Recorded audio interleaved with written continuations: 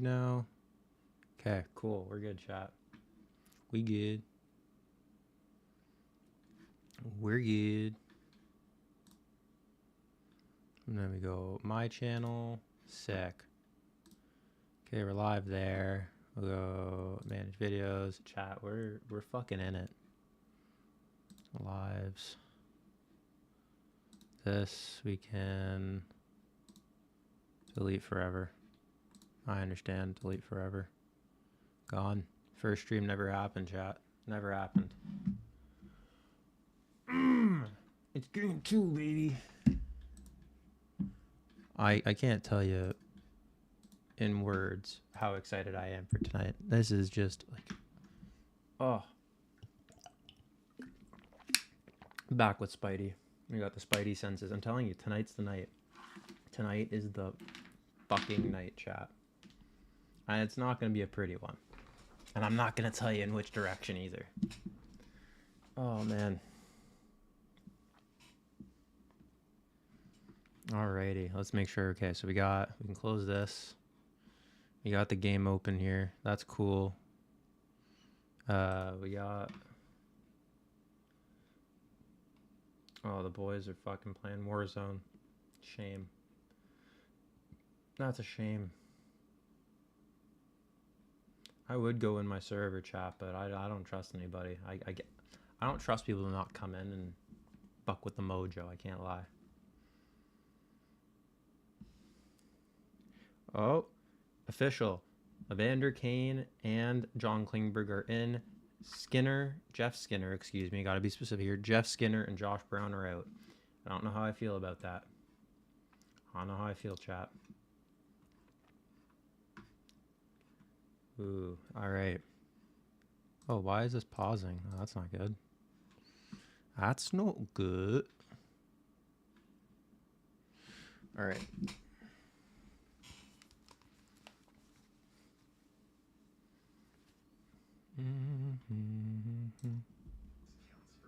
Ooh, I can't put that on that. That's got to go through my headphones.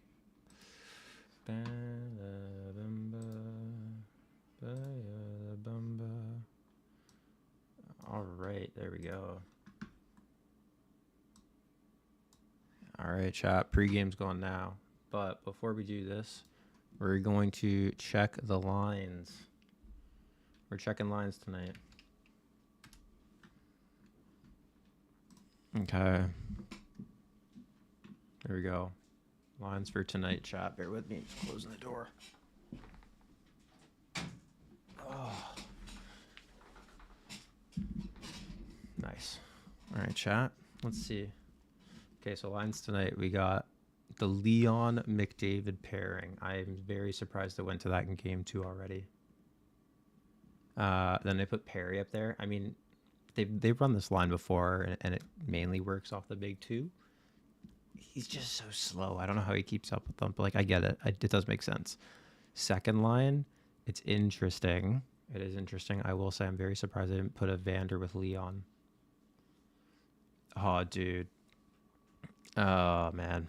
I don't know how I feel about that second line. Like, it's interesting. It's got some physicality, but I would have put Kaner up with one of the big 2 just to get his feet going. Third line, I really like for a shutdown line. I think it's going to be great. Fourth line is just like Arvidsson on the fourth line is crazy. He hasn't been great, but Alexander Hamilton, Knobloch must really dislike Skinner. You have no idea, man. You have no idea. I think if Knobloch was the GM, this guy would have been bought out, gone, traded. However, it just like he hates Skinner, and I don't get the hate. I think Skinner's just misused in this team. Like when you put a typical first line guy with third and fourth line guys, obviously his production's going to drop. But what do I know, man? I'm just a fan. But in the Knoblaw, we trust. All right. So of this lineup, what would I do differently? I mean, personally, Perry goes down on the lineup, and what I would do here is I would put Arvidsson up to the second line. Let Evander go up to the first and let his feet wet a little bit, or put Hyman up there and just stack that first line. Why not, man? D pairings. What do we got? Nurse, Boosh. Defense. This is just a defensive nightmare, man. How are we in 2025 still with this defense of no defense? Oh my goodness, that Klingberg is. I just have no words. The top, like, it's really sad to say that Emberson's our best defensive defenseman. He's going to get the least amount of ice time. Oh, okay. I mean, I don't mind that third pairing as a shutdown pairing. I am very concerned about the first pairing tonight defensively. I would have swapped Wallman and Nurse. Honestly, Wallman played great with Boosh last game, and then just I feel like Nurse and anybody, and Klingberg especially, that's an even worse defensive nightmare. There's no positive to take away from here. I'm not gonna be honest. Yeah, Alex, you're right. You're 100% right. They are missing Ekholm way too much, and that's the issue. Is like one player for them makes or breaks their defense. I think if Stetcher was healthy, I think Stetcher plays over Klingberg. I think personally, I think he should. I don't know where or who would come out for Ekholm. I think Emberson would probably. Of the six, I think Emberson would come out. I don't know, man. It's a mess. They got to fix it this offseason. But for now, I mean, Kulak's been playing great. Emerson will shut it down. Wallman was fantastic the second half of last game. And what can we do? First power play is fully intact.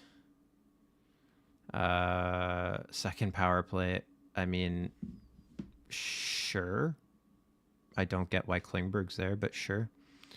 I think Wallman's deserving of a spot here. He's played like he has. Goalies are starting Skinner. Okay, and then injuries we know. All right, cool. I mean, it's not terrible. It's not great. But we'll run with it. Need a DH Klingberg. I don't even think that's gonna help. The issue is the defensive ability of this team. It's not the offensive, and they essentially signed a shittier version of Bouchard who has injury issues. I think that, like I said this last stream, that 1.6 million they used for Klingberg should have been spent, or sorry, the 1 million they got with Max Jones and the 1.6 that they got with Klingberg should have been spent elsewhere, and like at a higher rate defenseman that could actually fix your defensive issues in your top four. Because Nurse has shown and proven again that he's not reliable game in, game out. Wallman has proven he's all right for like a second pairing guy. Bouchard you can't really take out of your lineup.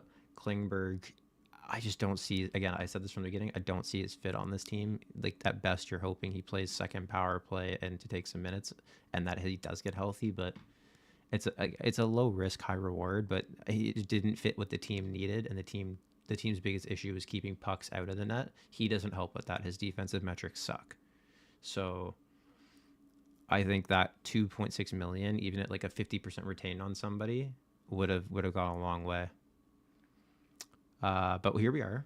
What do I know? Hopefully John Klingberg proves me wrong, and we just have fun with it. Oh man! All right. I'm very excited. Kane's back. That's the physical presence they needed. I do think they'll mess up the lines quite a bit tonight, though. Or they're gonna play with them a little bit. They'll play with the lines a little bit, but what do I know? Unspace Killer, appreciate the follow. Yeah. Welcome to the chat, man. Welcome to the chat. Let's hope this game goes well, man. We were going through it. We were going through it last game. I can't lie to you. So we're hoping we get a better start this game. Hoping we get a better start. Want to see Kane, Frederick, Perry line? You know what? For the physicality, I would be there. I would be there for it. The issue is that line would be incredibly slow. Kane would be the fastest guy, and he's coming off of a full year of not skating well, or hernia. Was it hernia? Sports hernia that he had, something like that. So I'd like to see it for the physicality. I'm not sold on the fact that it's going to be too effective. Other than that, but I'm here for it. I'm here for any option at this point. We just need some sort of production that's not from Connor and Leon, and we haven't gotten that in a while. Oh. With glowing hearts. Anthems are on now, chat. That's why I'm singing along. the true north, strong and free. Oh, John Klingberg just throws me off. I don't know. I want to be excited, but I can't be. I can't be excited. Like, I want to be excited for Klingberg, but I can't, chat. I can't. I can't get my hopes up.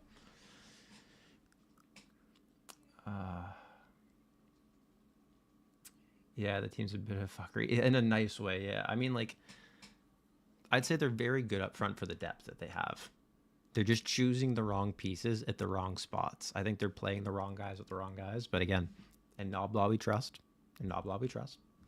But defensively, they're in shambles. They're in shambles. They need to fix that horribly. But again, we're gonna be confident with what we got. We got there last year with, I would say, a worse decor. So I think we can do it. Honestly, forgot the national anthem the day after I graduated. That's crazy, man. Oh, the harmonicas are back. I can't play this. I wish I could for you guys. Oh, this is iconic.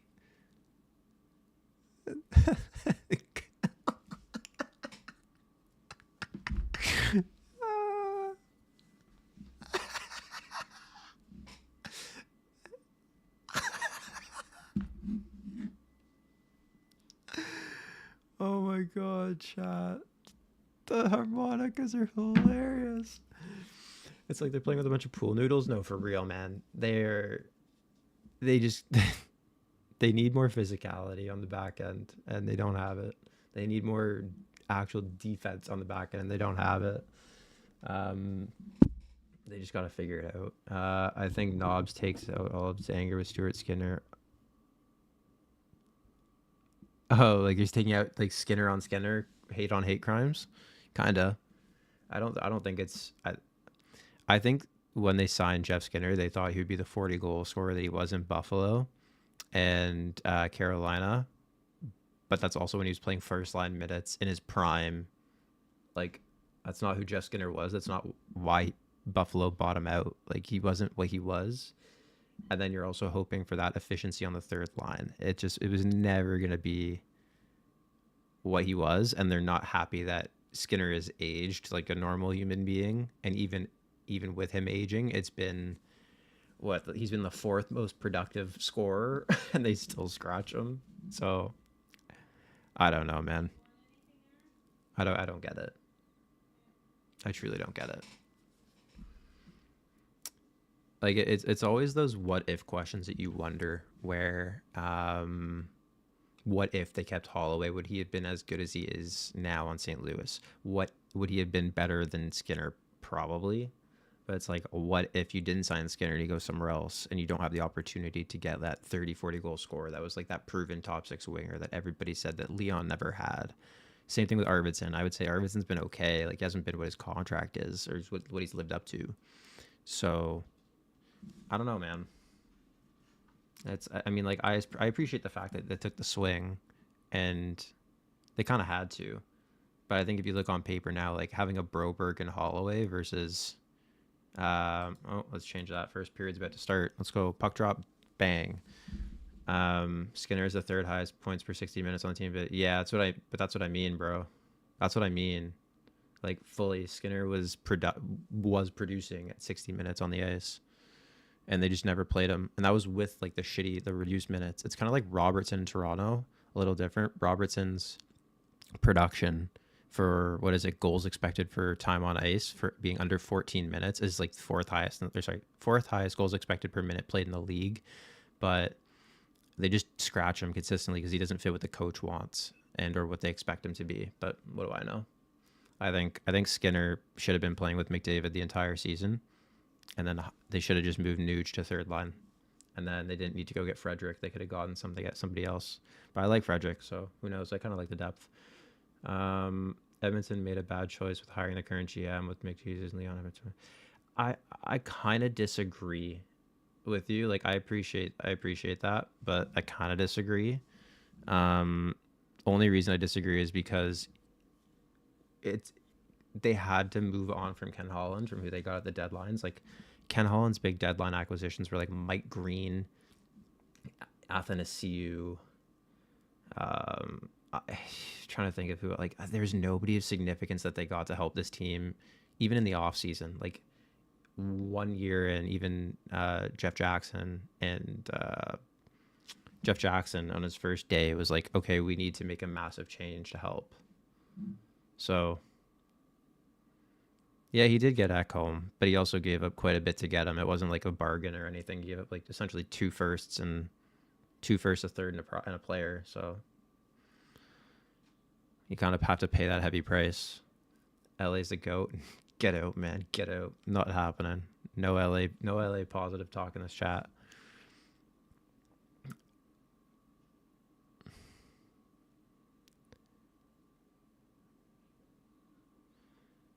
Okay. LA is doing well with puck possession so far, I'll say that. No, Skinner, stay in your net, please. I'm getting anxiety, man.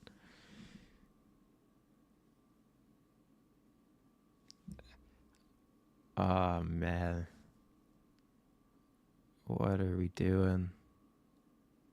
I'm watching Timbits hockey right now, just turnover after turnover after turnover. They're going to hire Lou this offseason. If they employ Lou Lamoriello, I think we all have to question a few things about ourselves being fans. I can't lie to you. That's I think we collectively need to pull together some funds to send Lou to the retirement home on Long Island. Just let him stay there. Please don't come west. Any score prediction for the game? I think it's going to be 4-2 would be a nice score. 4-2 Edmonton. I think it's going to be a close one.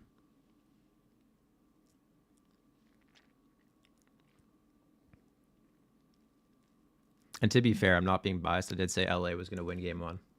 That's pre-comeback, pre-game even starting. I did say LA because Edmonton never starts strong. Think like beginning of the season, they always lose X amount of games, or like cold streaks, and then playoffs. I think last year they lost 2 or 3 of the 4 series game 1s that they played in. So they're just not a strong starting team, but that's all right.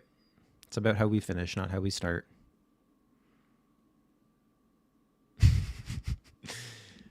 All right, Kaner, good first shift. Love that. Love the physicality, dude. I game by game, I'm loving Wallman more and more. I am just so curious. Like I said this last stream too, I'm so curious why more teams weren't interested in just taking his money in the offseason and just getting the pick with it. I would be so curious as to know why. Like Wallman is great in San Jose, and he's been great here for the couple games that he's played. Also, what was the mindset from Detroit? Like they didn't have to re-sign anybody. I don't think they didn't have to shed cap that much. If they did, there's probably other places they could have done it. I'd have to check that. I'm actually curious. Okay, so Connor just like didn't take a draw at all. Just stood there and watched LA win it. That's cool.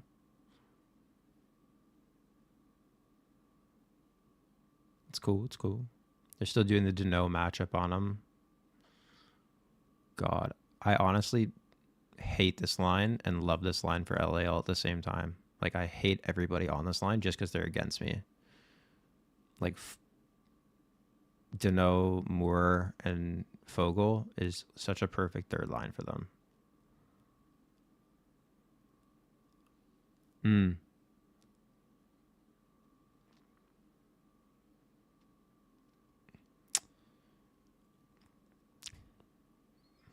Okay. Up to the point. Miss that course. Got to get those pucks on net. Like we saw that last game. You can't be missing the net against Kemper. Like anything can go in. I mean, you could say the same for Skinner, but that's even more reason as to why. That's a great play by Klingberg. Shit. Kaner on the forecheck. Love, dude. Okay.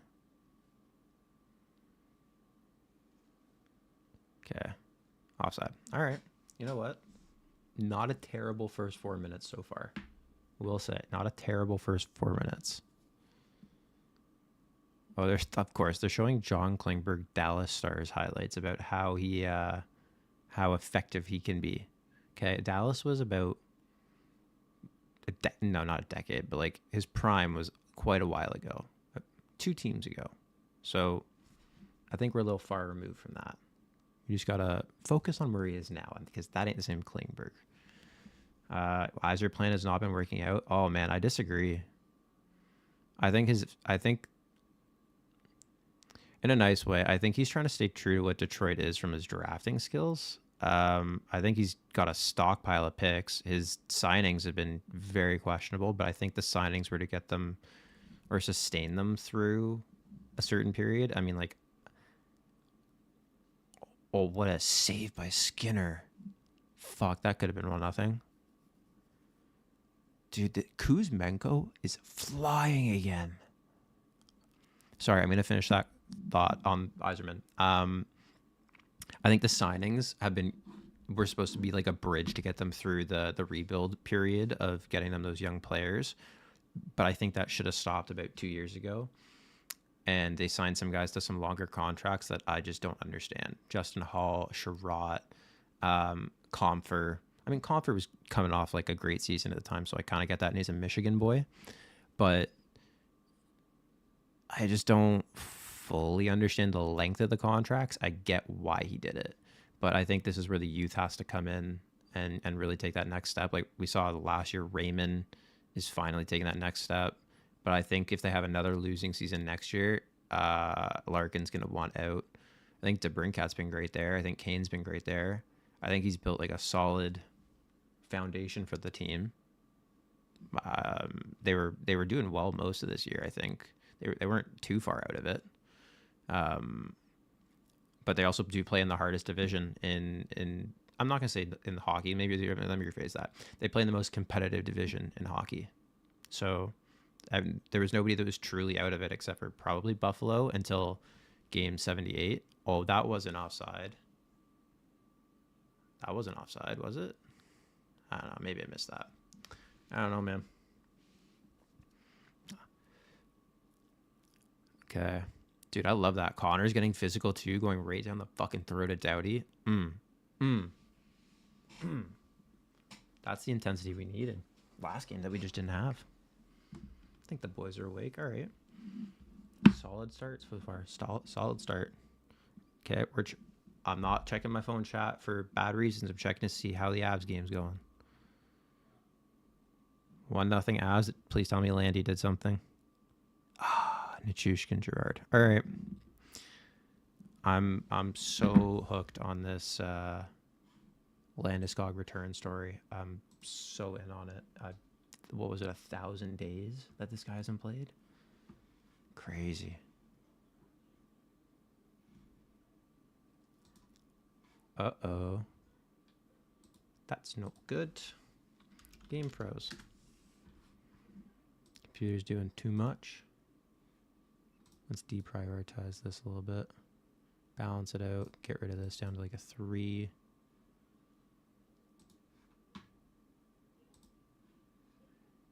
Okay. We're going to get that back up and go in chat. Bear with me a second.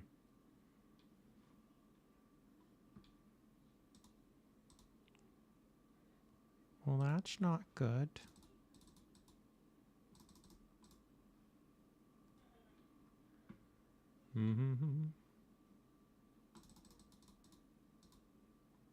Ooh.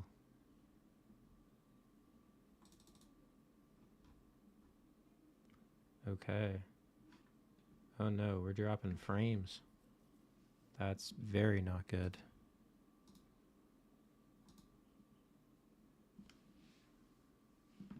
Okay, I think we're good. That was a little scare right there. I'm playing with priorities on what needs to take the computer's attention so we don't fuck this up. So apologies on that. I am dropping frames though, so that's not great.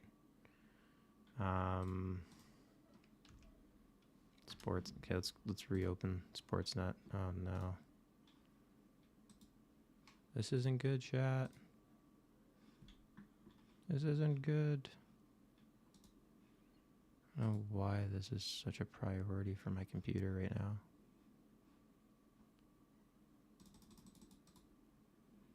Okay. Okay. Game is back? Question mark. There we go. Okay, we got the game back. We're good. We're good. We're good.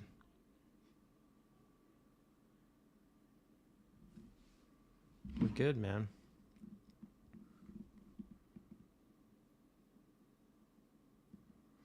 No, Kane got the penalty already. I mean, fuck. Fuck. I mean, I love that he's finishing the hit. That was that's again physicality we need, but that's just a. I don't know if that's the play there, chat. I mean, fuck, their power play was really good last game too.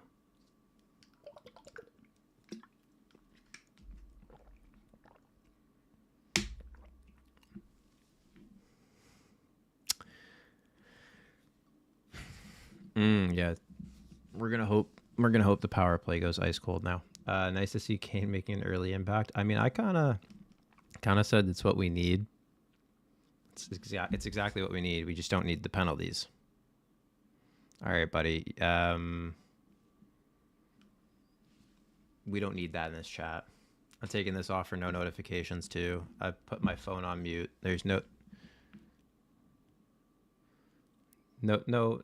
false narratives in here, please.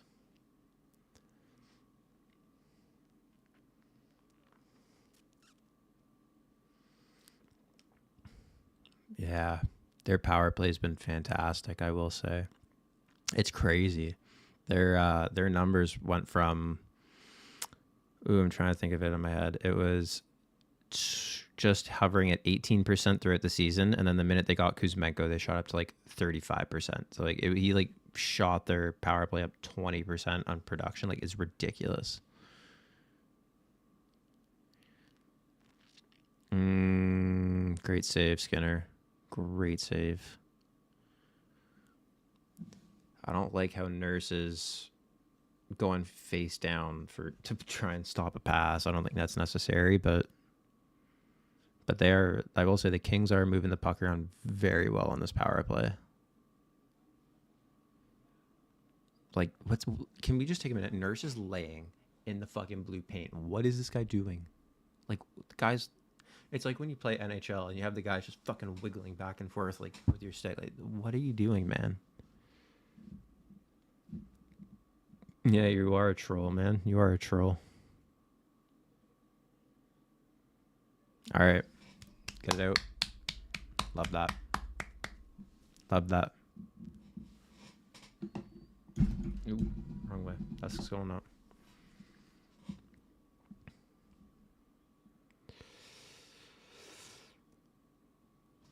Hold on now. Hold on. Short-handed Connor. This is dangerous. Shoot that. Brownie could have done something there. Dude, Connor's throwing the body, and I kind of love it. Can I get an in-depth analysis on Skinner's save percentage on the shots inside the house on the PK? No, you can't. He lets everything in. That's the analysis. You ever seen Vesa Toskala? You ever seen Vesa Toskala? He's worse. He's worse than Toskala inside the paint. I think we put McDavid on the occasional PK to counter their top five. I think we put McDavid on the occasional PK to... Dude, not to counter their top five forwards, he would be on second PK. They love Janmark on that first PK, and then I think they put Frederick there now. They rotate Frederick and Jones if he's playing, or Nuge. I think they just really are trying to figure out that balance. I think McDavid on the second PK would make a lot of sense. And he has on the occasional rotation in. As I say that. All right. That's we talk about letting goals in from in the paint. Skinner just let the softest goal in that he should have just had his pad on the ice or a stick or something. And Brant Clark jumps up to score to make it 1-0. 1-0 Los Angeles. Okay. Will say Darnell Nurse again was flat on his stomach.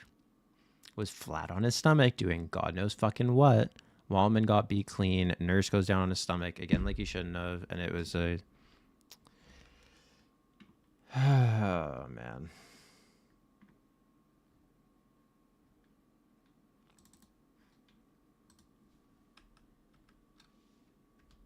Oh, wrong one.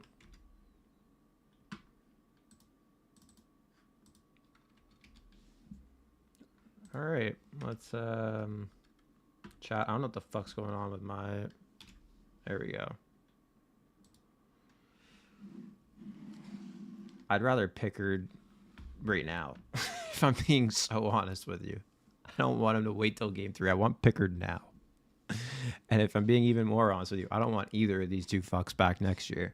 I don't want either of them. Oh man. Oh, Steven, apologies, I missed your message. What's going on, man? How you doing?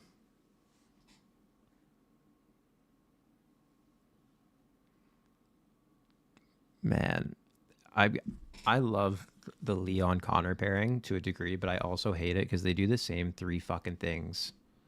The same three fucking things over and over. It's a cycle back. That's a high hit. That's a fucking high stick, high hit, whatever you want to call it. That's a power play coming to the boys. That's a power play coming. Fuck you, Fiala. Good to see you again. Jersey Hackon was looking great. Appreciate you, Steven. Appreciate you. Orange is bright, baby. Tonight we bleed orange. Or we just cry emotional tears. But hopefully bleed orange. Is there any other goal you think the Oilers are trying to get? Dude, yes. I think they should get any competent goalie that can play 40 games. And they find a 1A, 1B. Because Pickard is not that. They thought Skinner would be a guy that could play 65 something games. And he can't. I look at Vancouver. I think they could take a risk on Demko because they just signed Lankin in long term. I think that would make sense. They could go after one of the Arizona goalies. I don't think not Arizona, Utah, excuse me. I think Vejmelka would be nice. I think he would be a low cost ad, even though I think they just re-signed him. So one of him or Ingram.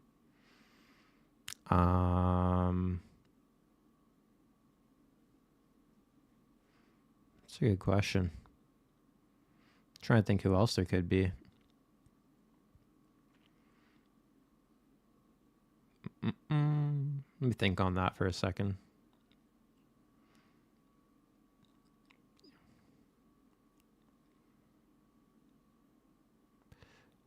I mean, maybe one of the Philly goalies is a new backup, but like I doubt that would just be too. Fuck! What a save! Oh, Hyman had the tap in. Kemper, that was a fantastic save. What a pass. Boucher on the stretch. Great pass. Fuck. Bobbled. Leon in the corner. Behind the net to McDavid. Watch this. Going to go down low. Shoot. Just shoot the puck. What are you doing? Just shoot. Give it to him. No, man. Leon's open. And McDavid's playing bumper. Why? Oh, great move. Oh, my God. I can't. Sorry. In the 2024 season's overall PK percentage was 8. Who are you talking about? Are you additionally as medium? Are you talking about Skinner? Because that could apply to either of the goalies that are available for the Oilers. I'll probably be on later, just spending time. Yeah, Steve, do your thing, man. Pop back in whenever. No, we don't re-sign Skinner. We don't. They won't be able to. Even if they wanted to, they wouldn't be able to. They have to. You got to think the cap's going up. What is it, like $5 million? That money's already gone. It went to Draisaitl. Plus they have to. It's another $1 million on top of it. Oh my God. Fiala could have just had a breakaway, and it's icing. Okay, we take that. That's lucky. And then they're gonna have to re-sign Bouchard if they decide to keep him, and they don't lose him to an offer sheet. Fuck! What a save by Kemper. Wow.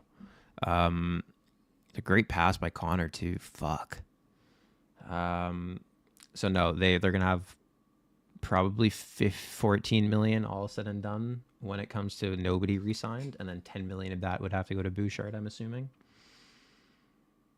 he would be over 10 with the cap going up. He'd be over 10.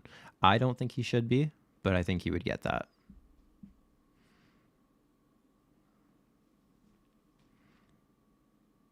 So I think they're gonna have to move off of one of Nuge or Kane this offseason too to like be able to make it happen. I think that's a bad idea, unless you can figure out a way to get Nuge for a goalie again, like the ongoing like Nuge for Swayman at that time or Allmark. That would have been nice. Now, Oilers need cap space. Yeah. See, but here's what I don't get. Oilers were in on Mikko Rantanen, right? Like, and there was the thing that the Oilers offered Mikko Rantanen $12.5 million for 8 years, and that's with the McDavid Draisaitl money. So I'm so curious to know if they had a deal to get Nurse out, because that would be the only way to be able to afford it. So do they revisit getting Nurse out in the offseason? No, we won't be able to re-sign Frederick either. Frederick is just a rental. It also depends on how he plays. Like he's only played, this is now game 4 for the Oilers, so he's played 4 games. So he hasn't had a major impact, and he'll probably want $5 million on the open market. What a shit play by Janmark, man. Just shoot it, man. Just shoot it. You just fucking cost us a 2-on-1. I think the only player that's a UFA that they potentially re-sign is Connor Brown, and that's on another. That would have to be a very team-friendly deal.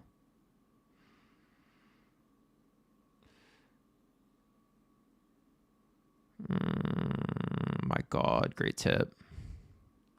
Kemper's given up rebounds, I will say. Again, shots on net. Klingberg across. What the fuck are you doing? Shoot that. I hate this. John Klingberg is going to give me an aneurysm. Look at the Chick contract for $9 million as a base. Boosh would want 10, 11. Yeah, probably, but I would almost say that they're comparable. Boosh has had one incredible year. Other than that, he's like a very similar defenseman to Chychrun in terms of offensive production. Chychrun's like, what, 650, 60 point guy? That's what Bouchard's been at for 3 of his last 4 years. And he had 1 year of 80 plus. So I also think a lot of what Bouchard brings is offensive, and that's fine. But like, I think his defensive numbers have to have some sort of impact into what you're paying him. So I think it would be closer to the 10. Oh, no, I hate this. Do we get rid of Frederick? And I think Frederick walks. I don't think we get rid of him. I think he walks because we can't pay him what he wants. I think we would have been able to keep Frederick had we not signed Henrique and Arvidsson to 2-year deals, which, again, I don't get. But yeah, I think Matt Savoie may take the step next year. I think they'll have to go out and get some good young guys or some affordable guys. I would say they're way too old this year. That's why they had to go out and get some other guys that just didn't work. I think Skinner walks. I think they're going to try and get out of Josh Brown's money. I think they might re-sign Kapanen maybe. He's been all right for like a cheap deal. Let's see. Kemper is only in the 2 games he played against the Oilers. Yeah, so I mean, anything against Kemper can go in. Sam Bennett, I'm telling you, is my dream ad right now, because him on the third line is, and he is really good friends with McDavid. They're like best friends. But then it comes to like money in, money out.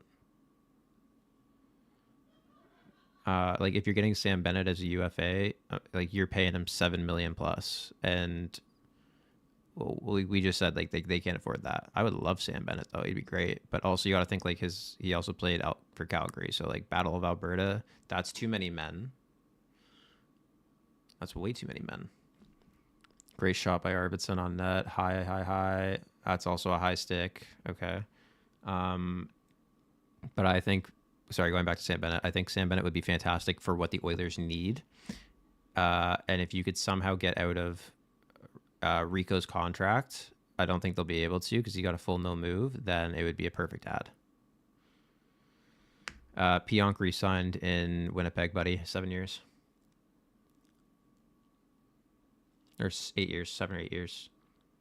And Alex, I think he's talking about the retained cap, or the buyout cap.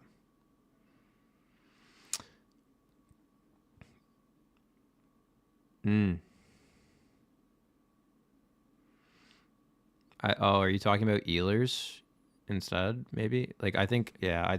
In my humble opinion, for whatever it's worth, I think if you are able to get Demko on a flyer and he's $5 million, you take it and you get Skinner out and you do like a 3-team trade. Skinner somewhere, bring in Demko on a cheap deal because he's been injured. That's fine. That's cool. You get a proven goalie and you hope he stays healthy. If not, you have Pickard to play.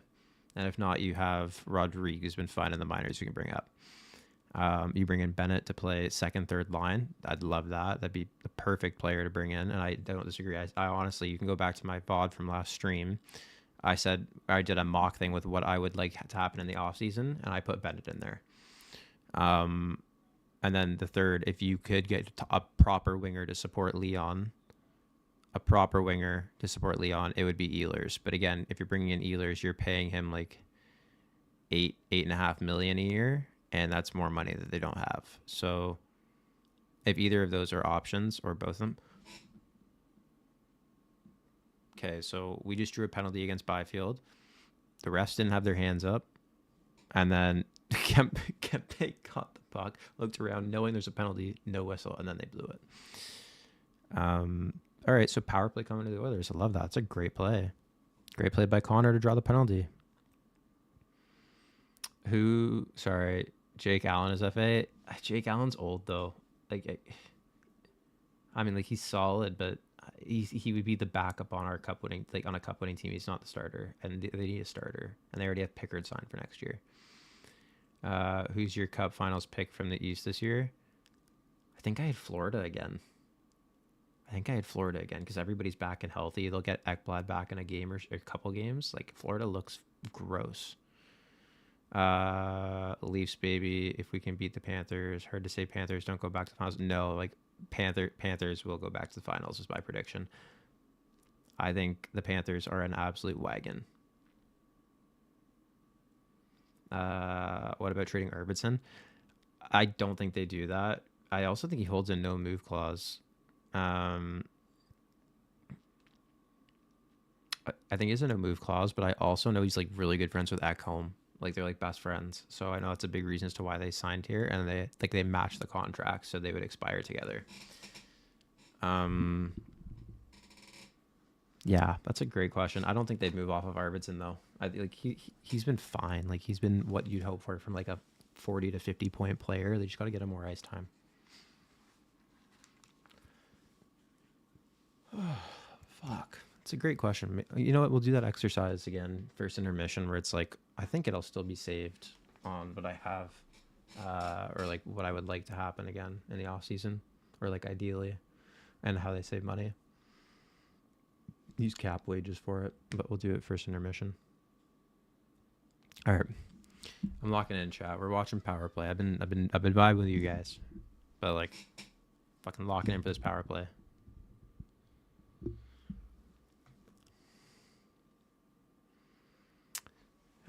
Twitter people have been saying this is the worst officiating. Yeah, probably, bro. I mean, everything's subjective, but some of the calls here have been very questionable. No bias on that at all. But I mean, we've also benefited from some of it as well. I think they've missed quite a few. They could have missed a couple calls last game. They've missed a couple so far this game. They've also just been trying to call things for the sake of it, I think.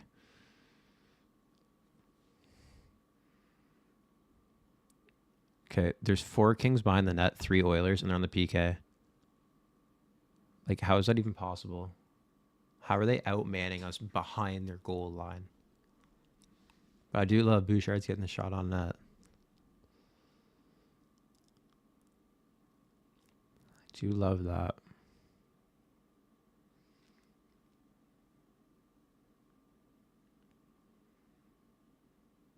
Mm. Good win. Good face-off win. Oh, Boosh, what are you doing, man? That's a shit turnover. That's an unforced turnover. Fuck, man. Like, the power plays what won us the last fucking 3 years of these series, and it is blowing chunks right now. That's interference at the top. Nuge turns it over, passes it out of the zone. Can't even get a setup. So we just wasted the first 45 seconds of this power play. Haven't been set up once. Oh, man.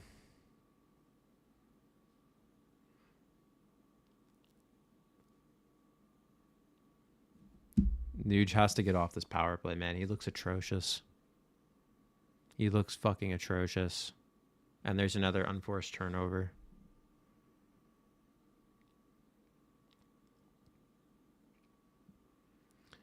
Oh my god. Guys, please take a shot. Like, Leon's walking the line like a fucking turtle. You have Nugent Hopkins right about fucking ratting it up like he is. Like, come on, man. Dude, this team just looks so lost.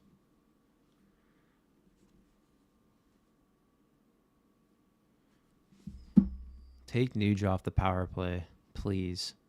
Take Hyman off the power play. Take Bouchard off the power play. Like, they all just look fucking lost. Take everybody off the ice. Honestly, just put the second power play on. They actually kind of did. They put Wallman and Perry on. Okay. Wallman, Perry, Bouchard, McDavid, Draisaitl. I'm not opposed to it. At this point, I'm not opposed to it.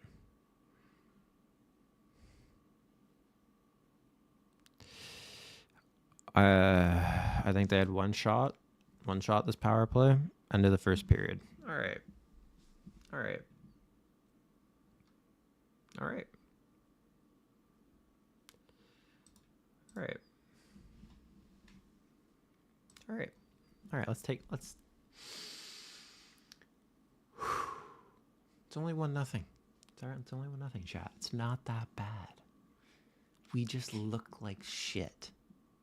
It's not that bad. We just look like shit. Okay. Let's break it down so far. Power play looks terrible. Big dogs ain't eating. Klingberg, I mean, I will say this in a positive way. I haven't noticed him. That's a good thing. He hasn't fucked up much. Kane has looked great physically. Took a shit penalty. But that's fine. The physicality's there. We said that. We needed that. Again, Frederick, I haven't noticed. I said this last game. Like, he's got to be more present. He's nowhere to be found. The depth has looked outplayed in front between LA's top 9 and Edmonton's top 9. So LA's power play looks great. They're buzzing it around. They're moving it around fantastic. Kuzmenko, again, is playing fantastic. I do like the positives of the Edmonton Oilers so far. McDavid's become more physical this game. There seems like a little more urgency out of the team off the get-go versus them figuring it out in the third period last game. I think there's little things that they're building on. But I would say, aside from maybe 3 guys, and that would be McDavid. I wouldn't even say Draisaitl looks great this game so far. I would say McDavid. I would say Wallman. And maybe even Kulak. Kulak's had a couple good shifts. Nobody's really done anything stellar. That's the first period summary. Brown had a great chance to score. Hyman had a great chance to score, both set up by McDavid. Blew it. Kemper had a great couple saves. What are you going to do? What are you going to do, chap? Okay, let's check Colorado quickly. Colorado.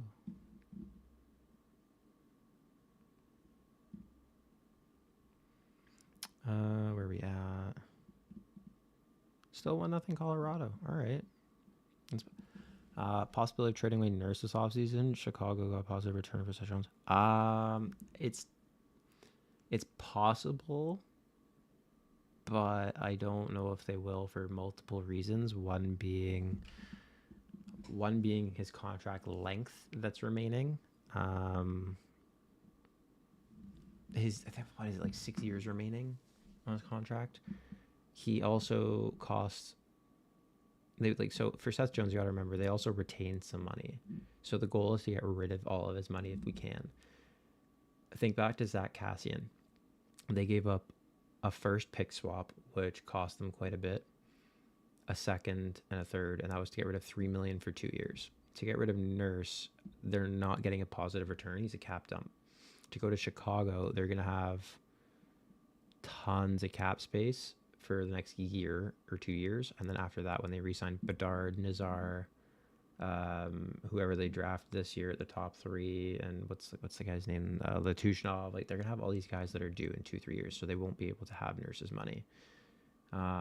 Columbus has tons of cap after Gaudreau, rest in peace Gaudreau, but they already have Werenski at $9 million. They don't need another $9 million defenseman. San Jose, same thing. They're gonna have all these young guys coming up. It's not the issue of the money for Nurse's contract, but it's the length of time that he has remaining. Sucks to suck. Yeah, I know, it really does. It really does, man.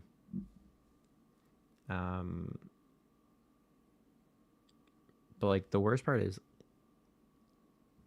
Nurse shows moments of being a $9 million defenseman, but those moments last 30 seconds and appear once a year. So who knows, man? I don't think they're going to be able to get out of that contract though. Plus, he's too close. That's reason one. Reason two, him and Connor are really good friends, and this is essentially Connor's team gone west. Like Connor brought in Wallman, Hyman, Connor Brown. Trying to think of who else. There's like two other, like essentially like a lot of Connor's buddies and people from Toronto that he trains with in the off season. He brought to Edmonton. Jack Campbell was actually one of them, ironically. He trained with Jack Campbell in the offseason. That didn't work out too well.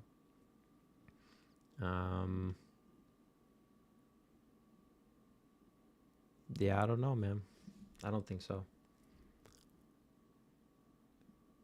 Thoughts on McDavid's next contract, man? It's a blank check. It's a blank check. Yeah.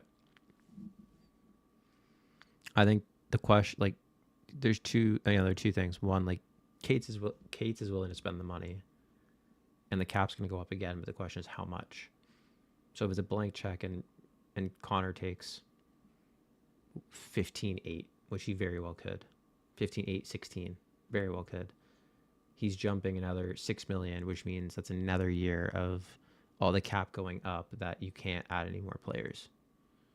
Does he do or does he take a team-friendly deal at like 14-5? Probably not. I mean, he took a team-friendly deal last time and they did fuck all with it. So he's probably going to say, show me the money or I'm going to Toronto.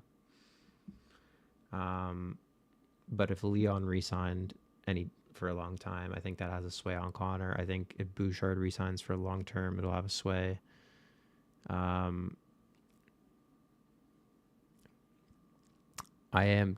am worried about them paying Bouch like 10 something million. I like, and then them being like, oh, we have 3 guys over X, so we can't pay you X, or we'll have, like, they could combine, almost take up 45 million almost, and that would be the same issue that Toronto had with their big 3 of Matthews, Marner, Nylander for a few years before the cap went up. They couldn't support them properly. I don't know. I am worried about it, but again, I'm so curious because of that Mikko Rantanen thing. Like, how were you going to be able to afford another $12.5 million? So you'd afford Mikko at 12.5, Leon at his new deal, Connor at 12.5 and his new deal in a couple of years, and then Bouchard on top of it, and have 4 guys making over $10 million. Like, I don't get that. And then have Nuge and Hyman sign long term on top of that. Fuck if I know. McDavid could take, I mean, like, that was pretty funny, actually. That is very funny. I doubt that they do that, though. Be very funny. But we did say we were going to go back to cap wages in the first intermission. We did say we were going to go to cap wages, and we were going to go through the GM mode tool. So here we go. Okay, so tools, GM mode. I hope this... Oh, it didn't say it from last time. Oh, no, that's... All right, chat, bear with me 2 seconds here. I don't know why that went to San Jose. Where are we at? Edmonton. There we go. Okay. So we're going to switch this to 2025. So this is what I did last time. And this is about $2 million over the cap. I think it's not ideal. It's not ideal. But it kind of fills their needs. Defensively, they need somebody that's physical, right-hand shot, plays top four. Ristolainen makes sense. And they were trying to get rid of him at the deadline, so like almost makes sense here. You bring in Demko, $5 million. Take that money, you take the risk. And then in the minors, you'll have... oh, God. I guess I didn't re-sign him. He's an RFA now in Rodrigue. Okay, so that's your defense and your goalie short up. Offensively, keep that first. You McDavid, Hyman, sure. And you keep capping for $1 million. Like, he's been fine. Better player between Bedard, Celebrini. So far, complete player, in their first years, I would say Celebrini. Celebrini's proven more in his first year than Bedard did in his first year. But Michkov over both, if I'm being honest, as like an impactful player. I think Celebrini's a better two-way player. I think Michkov's more impactful offensively. Okay, back to this. We go second line. They can't move off of Arvidsson, and they can't move off of Kane. Both some Arvidsson has a no-move clause. Kane has a limited no-trade. Kane could be one of those cases, again, where you just put him on IR if there's an injury, and that's $5 million opened up, which I'm okay with. Third line, you bring in Jamie Benn, Sam Bennett for $7 million, like I said, and Esimont. I think Esimont's a fantastic. He's won on cup runs with Tampa. He's fast. I don't know why they got rid of him for like cap reasons. I think there's other guys that I would have gotten rid of before him. Bring him in for $1 million for a year. You bring in Sam Bennett, as we said, McDavid's good buddy. And you bring in Jamie Benn on a 2-year deal. I think Jamie Benn would be... He's not what he was, but at a cheaper deal for $2.5 million. He can slide in the third line, add some physicality. He's got that veteran presence. They've gone on deep runs. He could slide up and down the lineup wherever you need him. I think that makes sense. I did trade Nugent here. I think money was a big reason for Demko and Ristolainen to come in, because I don't think they're eating money. I think Nuge has had up and downs, but if you bring in Sam Bennett's a better Nuge. He's an improvement on Nuge, in my opinion, for what this team needs. So I'm not saying they should trade Nuge, but I'm saying in this scenario, to be able to afford Bennett, Ristolainen, and Demko, you needed to move some money out, and it just made sense in this instance to move Nuge. And then fourth line, you bring in Daniel Sprong. I mean, like, that guy's been a wonderkin, just going around the league, figuring out places to play. So you just slide him in, hope he does well. Again, he can go up and down your lineup. You can interchange him and Kapanen everywhere. It becomes a very versatile right wing that people can play up and down the lineup, cheap and effective. And then picks. I mean, you have all your picks for at least... You don't have a first next year because that's traded now. And then you keep your picks. Like, this is hypothetically just money in, money out. And then, yeah, Jack Campbell, 2.3 dead cap. So if they can figure out a way to make this work with about $2 million, I think it makes sense. I don't know. But this is also me trading Nurse. This is me trading Nuge. This is me trading quite a few. I have 16 transactions. Let's see. Yeah, traded Janmark out. I traded Henrique out. I traded Josh Brown out. What else did I do? I traded Skinner out. I traded, Nurse out. Yeah, and that would be, so you got to go like six out, and that's big money out too. It's not nothing. And then, who am I playing on the PK from this lineup? I mean, Max Jones I also put in the minors too because we can't afford him. And I also, anyway. From this team, who would I put on the PK? So PK1 would be Kapanen and Bennett. And PK2 would be Esimont, and probably Connor. Probably Connor, or I would throw Pods out there. I think they can make it work. Arvidsson could play PK too. I mean, they're not only offensive. I think the only people I wouldn't put out there would be Leon and probably Sprong. I don't know, but see, I also don't know much about Szymanski. Like, I don't know how that's gonna pan out. They could just bury him in the minors too. Like, it's a contract that's decent enough to just put him in the AHL. I don't know. I'm open to it. I mean, like, I hope, and I also put what's the other guy's name that they signed? Lapanen, this guy who led the Finnish league in scoring, or Swedish league, one of the two, as a defenseman. I mean, like, he could slide in here, and then if he's physical enough, maybe they don't even need a resto. I also re-signed Bouchard just under 11 million. So if they can figure out a way to bring that down a little bit, that also helps. Bouchard at 9 million would be a nice number if I'm being realistic and ideal and what the team needs, but who knows? Who knows?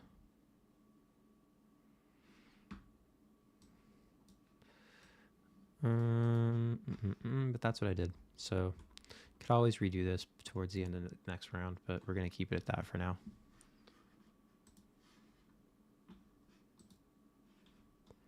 Do I think Savoie makes the lineup? He should. He easily could make it over some of the guys that I brought in. Like, he could make it over Sprong. I think that would make more sense than put Kapanen down to the fourth line. Like, here, let's promote him for a second. Let's play hypotheticals here.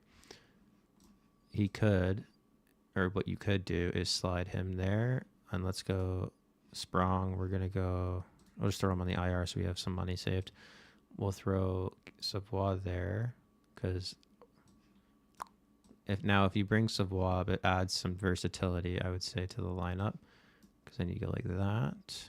Play him on the right side. Oops. Don't know why that's happening. Still don't know why that's happening. Still don't know why that's happening. And you could do something like this. I think Jamie Benn's played center before. Do I think he should? No, but like he could. Or you just shift everybody around and go Savoie at center. Do I think he should? No, but what do I know? But like, there's versatility. I think the good thing is, like, you could even throw Bennett back down here. Throw Jamie Benn with Leon, Evander there, Esimont, Pods, Cappy. Throw like that. Like, you could do that as well. Like, that's also an interesting lineup. I think there's just the ability to play up different position of hockey. Like, Jamie Benn has experience at center. Bennett can play center and wing. Savoie can play center and wing if you need. Like, Kapanen even played a couple games at center. Esimont can play center. Like, it's just plug and play. And I think that's the great thing about how the team's built now. But I also think the issue with that is you don't have a definitive, I guess, call it lineup. So like, when you look at LA, they have here. Let's go to LA for a second. Oops. LA. So when you look at LA, or actually, we'll go daily face-off for a second. Here, 2 seconds.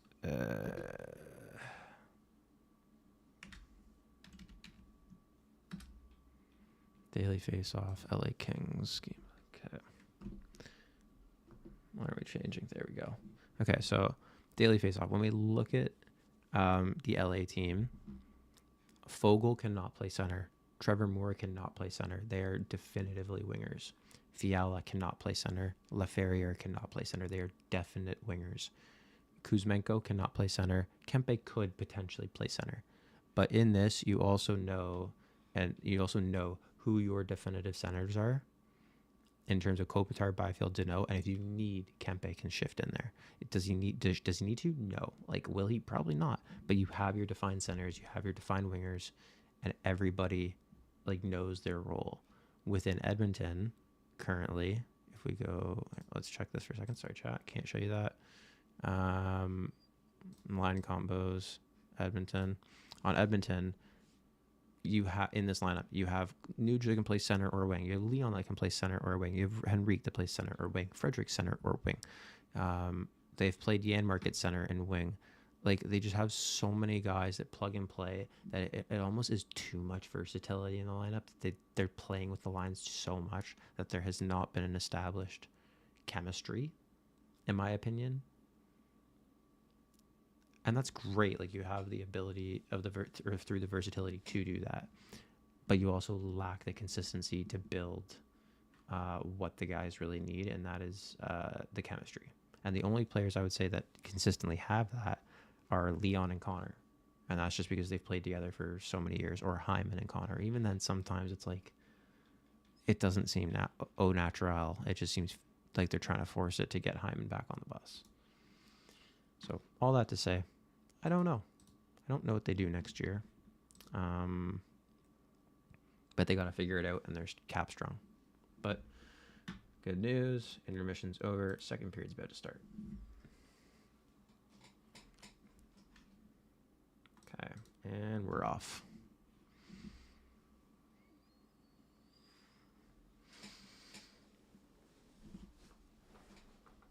Oy vey. 4 seconds left on the power play. So they did nothing with the power play. I love that.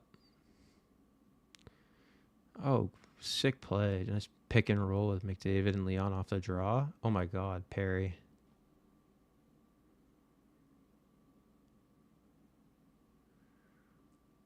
Oh my God, Connor, what a great move. And then a great turnover.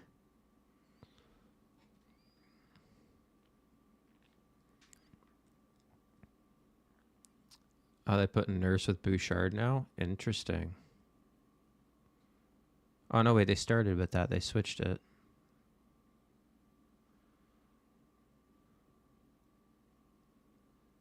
Draisaitl curled it back. Wallman chasing the puck back, being pressured by Foegele. Great protection, Wallman. Oh my God.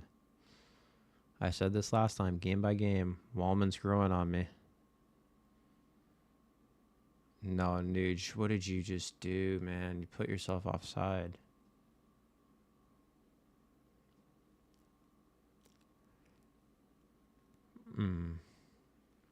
Special teams are... Yeah, dude, that's what I'm saying. The issue is, like, McDavid and Draisaitl didn't play the last 18 games together because of the injuries. Kane's coming... Or, sorry, not Kane. Was it Hyman that was injured for a bit this year? So, like, that wasn't consistent. Like, their power play played quite a bit together last year, and that was a big reason as to why they won the last 3 years. They look... That's what I was saying. They look lost together right now on the power play. They just don't know what they're doing. That's why I think they ought to switch it up. And they tried with Wallman and Perry at the end of this period there, but... Or even to start this period, they put Perry and Wallman out there, but I just don't think that they're going to be the solution.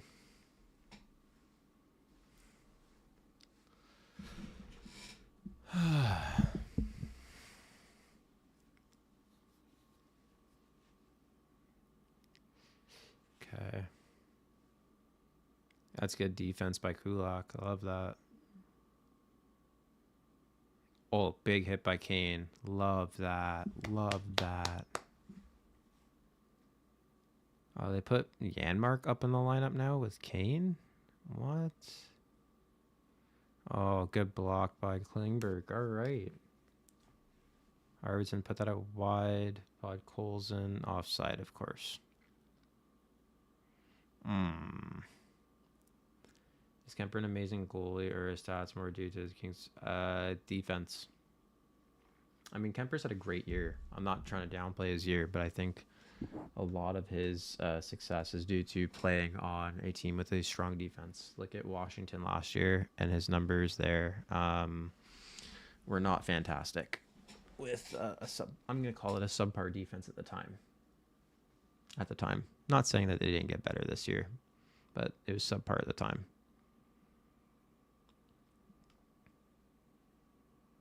But it also could just be play styles as well. Who knows? Like, Kemper's not a bad goalie, but He's also just not a consistent goalie. Like he could win you a series, but he could also cost you a series. Or I guess you could say that for every goalie. But he's I don't know. There's a list of goalies in my head that are very volatile, and he falls into it.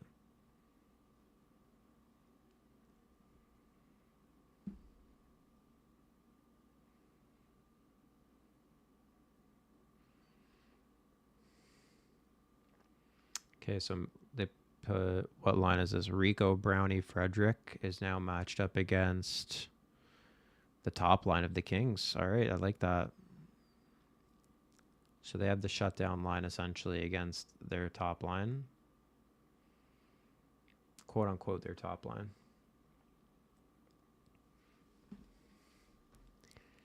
I almost feel bad for Jeff Skinner tonight now that I think about it. He waited X amount of years to play in the playoffs, and then they just scratched him. That's crazy. It's kind of crazy.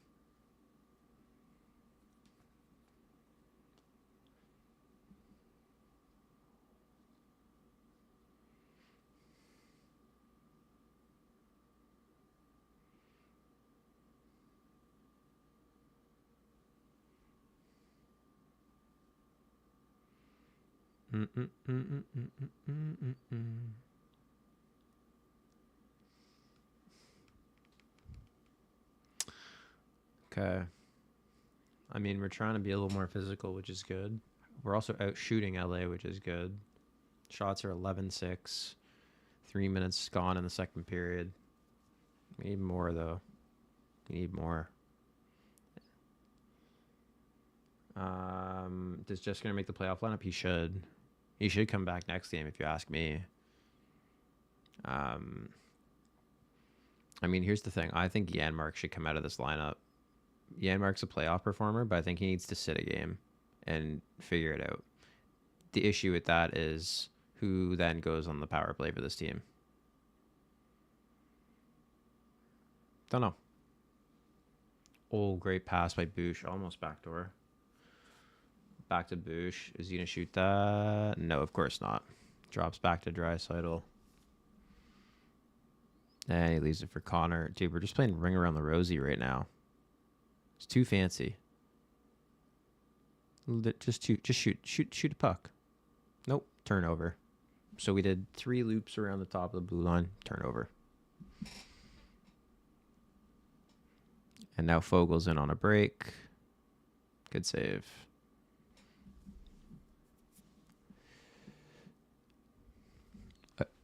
LA does do a great job at the cycle game. Big hit by Leon. I love that. Oh, my God.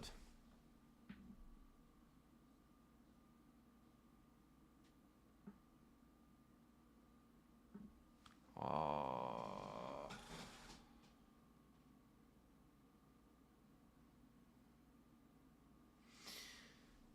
That was a great goal by Byfield, but like, fuck. Like, what are we?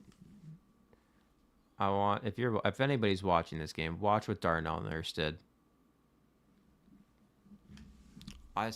Darnell Nurse has now cost us 2 goals this game. Jeez, what a great shot by fucking Byfield, but Nurse is just watching the puck, man. I don't blame Skinner for that. I don't. Fuck.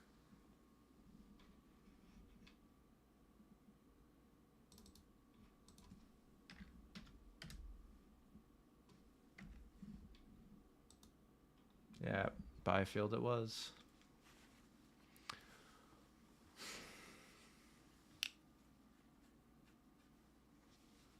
Fuck. That's not great. Great pass by Wallman. Oh my God. Kane, what are we doing? That's a turnover.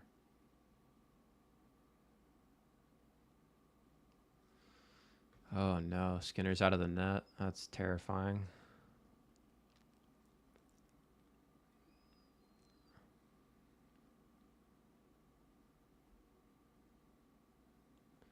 We need one. We just need a chance here.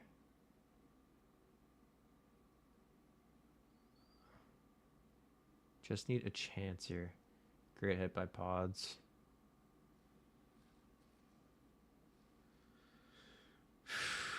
Again, we came back last game, and that was 4. We need to stay composed here, chat. We need to stay composed. Still tons of hockey left. Tons of hockey left. Oilers are going to try another reverse sweep. I hope it doesn't come to that. I hope that we can steal one tonight. If not, we need to split the home and homes. But Edmonton always goes to like 6-7 games with LA though, so. But we're not shooting. We're just trying to do too much. I mean, LA is just playing perfect hockey right now. Nothing we could do. Nothing we can do. Just pucks on net, please. Oh my god. Oh my god, no, please, no. Oh my god, that should have been 3-0. Excuse me, not could have been, should have been 3-0. That should have been 3-0 again, and we're on the penalty kill.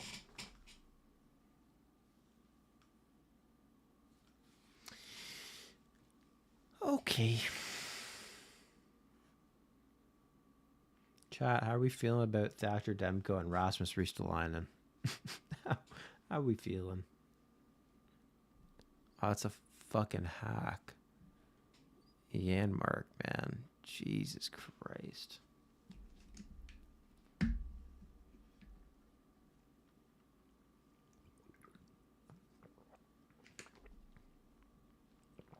Fuck. That's not great. That's not great, chat. Okay, let's check Colorado again.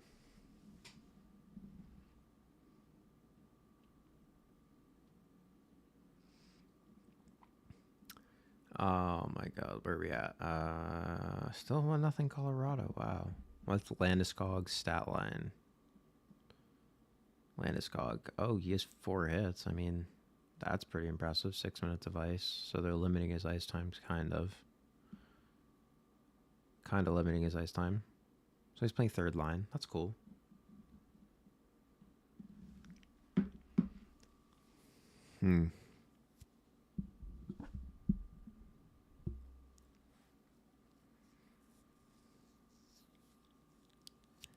I don't know what to take away, chat.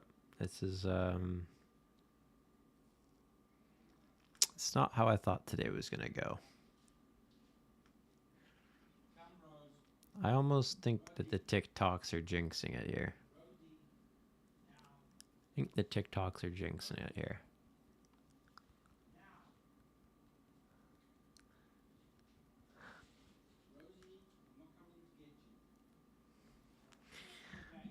Ah, chat. Like, even the background's Edmonton. Like, chat, we're just so we're diehards, man. We're just diehards here.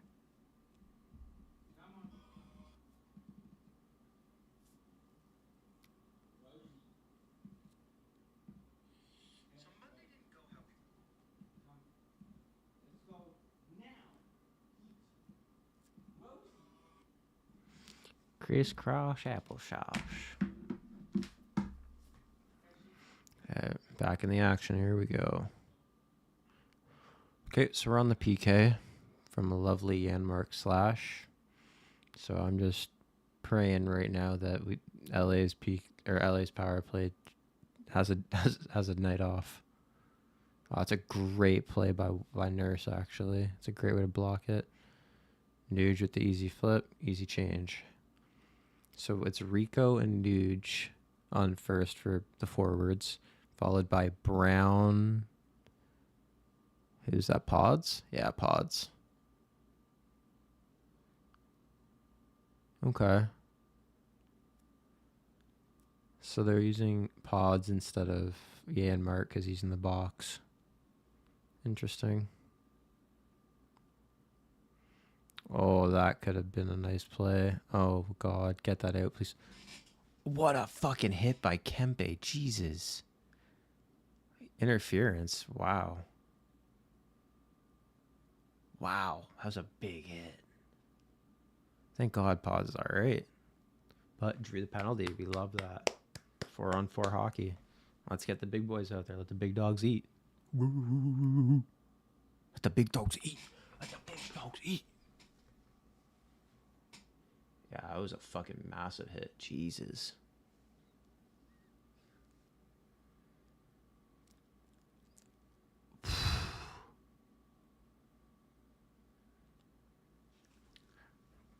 I would love somebody to go back to this game archive after and just be and count how many times you find Skinner, like Stuart Skinner, or Darnell Nurse on their stomachs or backs.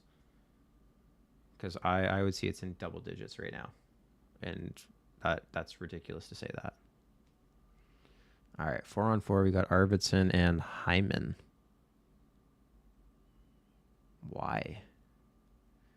I'm assuming they're going to try and get through the 4-on-4, then put the power play out for a minute. I disagree with that. They got Wallman, Klingberg. Edmonton still does not have a shot this period, I don't think. That's crazy. That is crazy. They don't have a shot in almost 18 and a half minutes.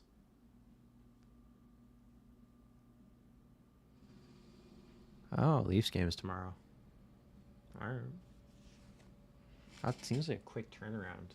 Oh, I guess because it's local, they can do 2 days. Okay, cool. All right, 4-on-4, Kane and Rico. Interesting. These pairings are so interesting to me.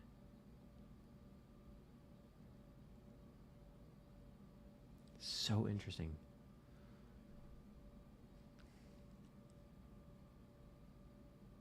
Klingberg, Wallman stay out. Great patience by Wallman. Chief.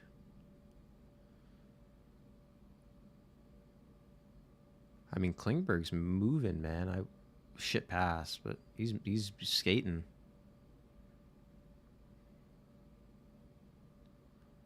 This just screams like something bad's gonna happen right now.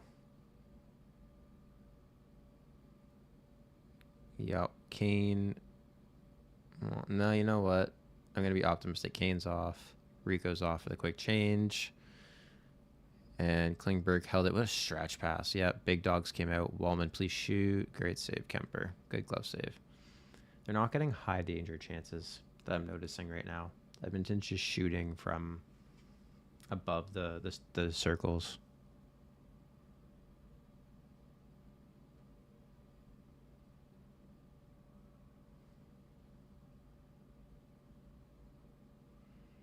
No high danger chances. That kind of sucks. You got to drive the net, like what they did last game. Drive the net, get some good chances.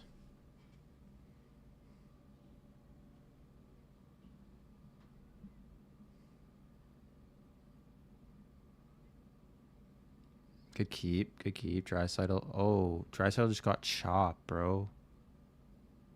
What are we That's a missed call. That's a missed call.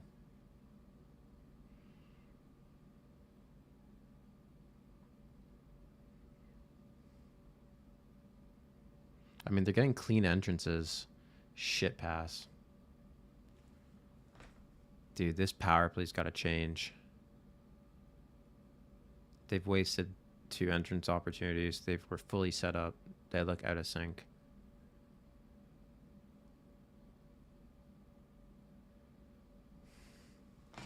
Can't even get in the zone. Can't even get in the zone. Bouchard, shoot that, please. Shit. You're open, just shoot it. This is agonizing. It's like when Barcelona used to do the tiki-taka passing, and they would only shoot like once or twice. But it would work for them because that's soccer. It's not the same here. They're doing like little dips and doodles moves. Dude, they're dancing around the blue line. You gotta shoot it. Gotta shoot it.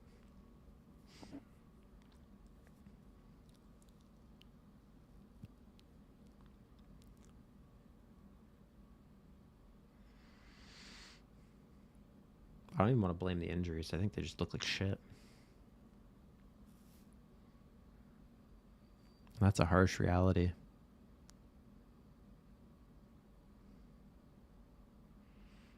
Good hit, Frederick. They're also LA is also breaking out way too easy right now. Like there's no pressure.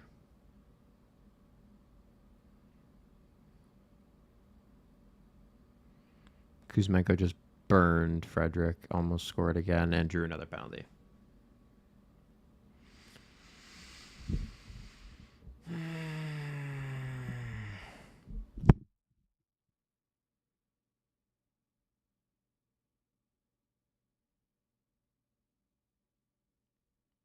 Lose my mind here, chat.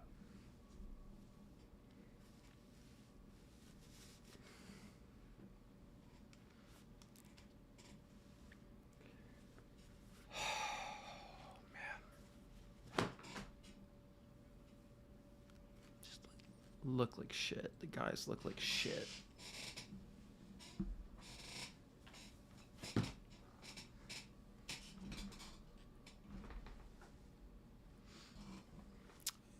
Yeah, if we don't kill this off, it's game over. If we don't kill this off, it's game over, chat. I'll say that now.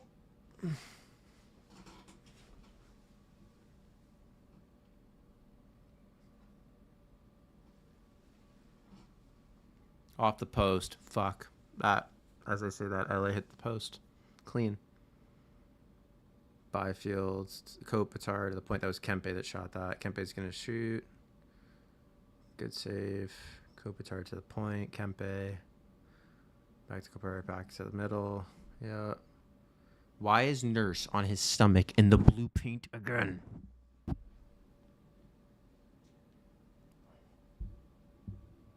Who?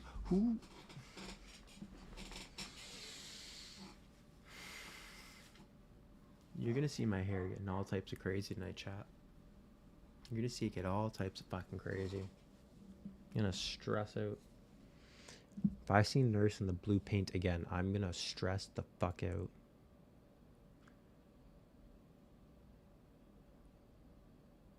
I'd love to share my screen so we all understand what I'm saying.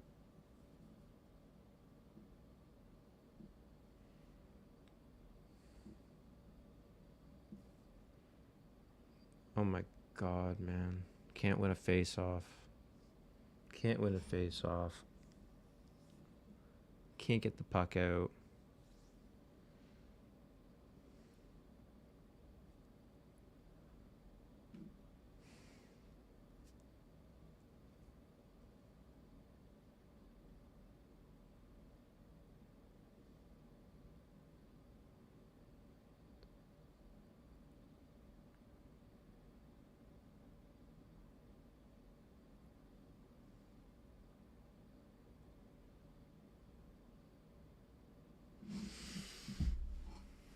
Oh, wow.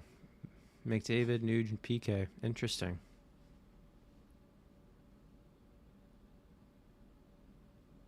They're just regularly putting McDavid on the PK now. I love that. I actually like it. Why not? Why not?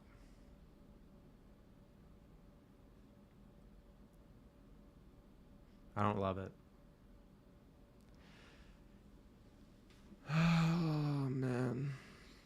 That's 3-0 LA. Kuzmenko on the power play off a massive bank. I'm telling you, man, this power play.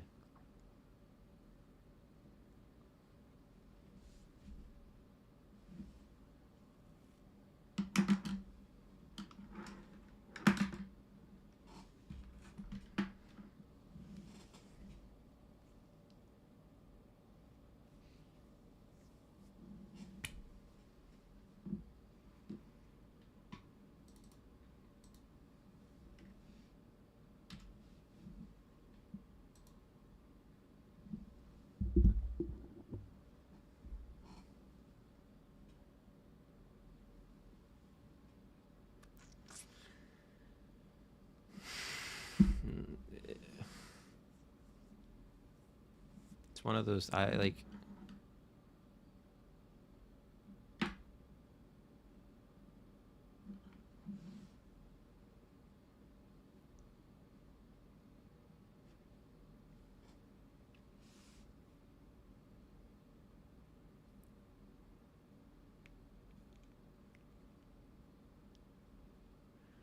Oh man.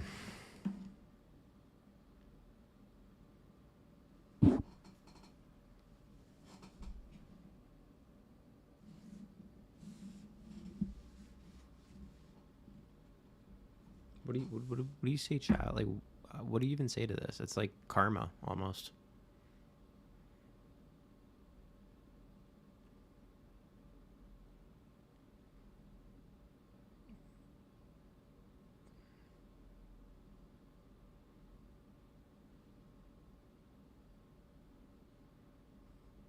God damn it!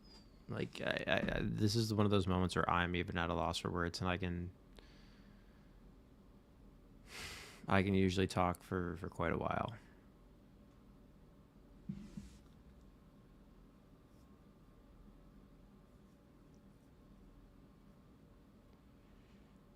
Man.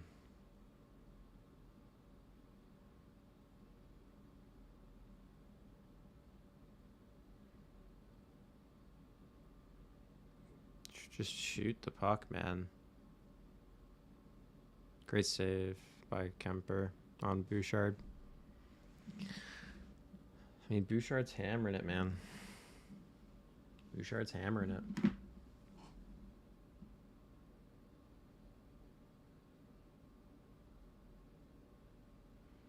Like,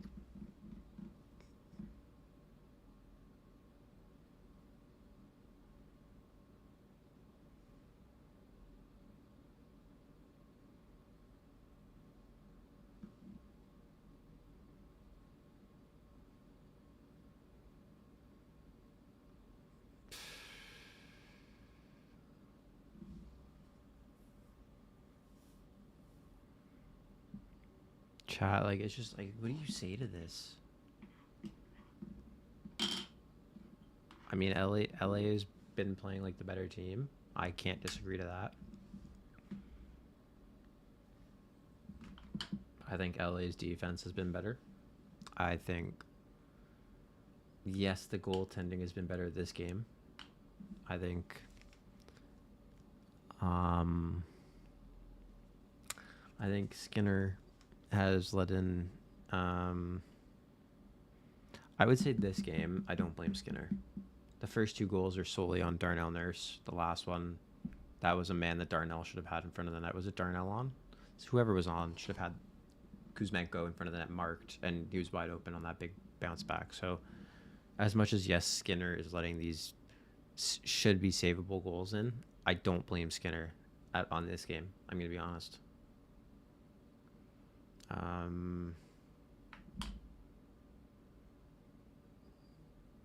It's just like it's the defense to me.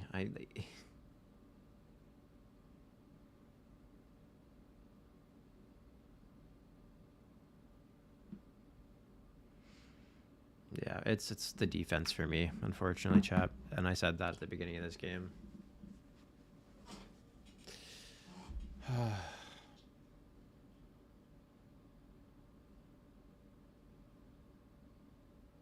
Like, there's nothing you can do here, honestly. It was Wallman and Nurse.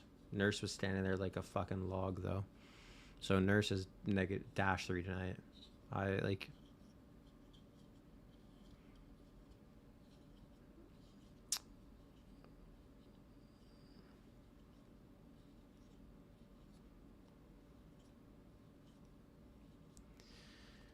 Oh man. Yeah. Nurse cost us the games last year. Nurse is costing us this year.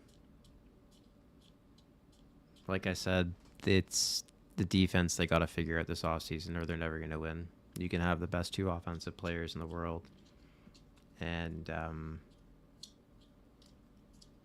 this defense will let you down. Just got back. Yeah, man. I mean, it is what it is. It is what it is. It's not. Everybody's gonna blame Skinner, but like, it's not his fault. It's Nurse's fault. All 3 goals have been Nurse's fault so far.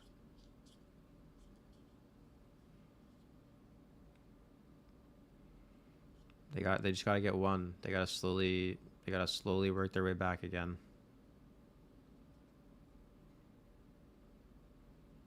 One at a time.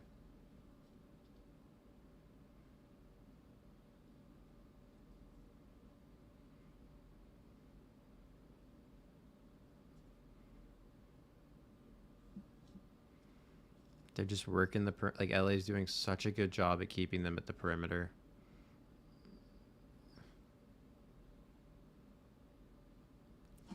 Let's go! John Klingberg with a fucking great play. Oh my god, yes. Yes. That's 1. What a fucking play by Klingberg. Wow. Wow. What a pass.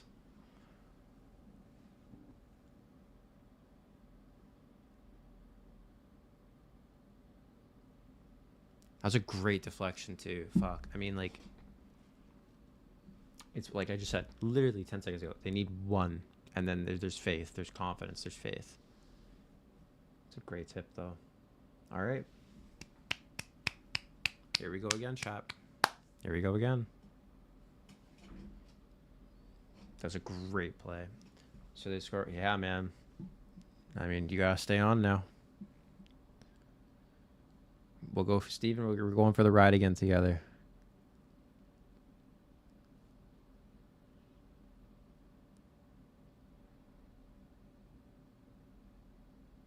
Wow. Leon, most playoff goals in Oilers history. That's crazy.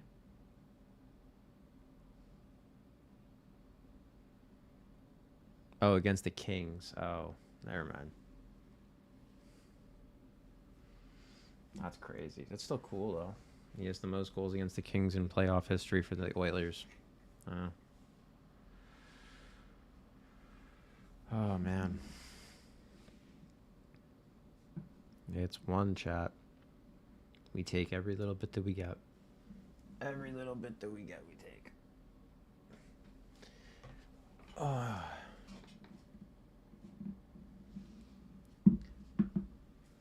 My day was good, Steven. Appreciate you. Nothing of the sorts. Nope. No fun games and no great meals.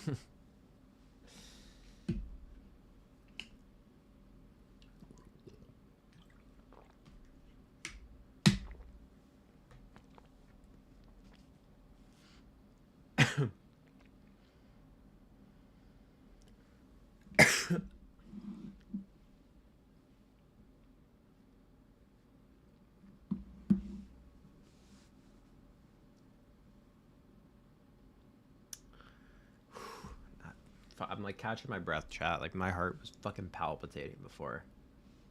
Just trying to breathe, calm myself down. We got 1. You know what? Slowly getting there. No, just work day for me today. Just worked. Hey man, glad that you got to sleep finally. That's positive. That is positive. Sleep is important. Sleep is very important.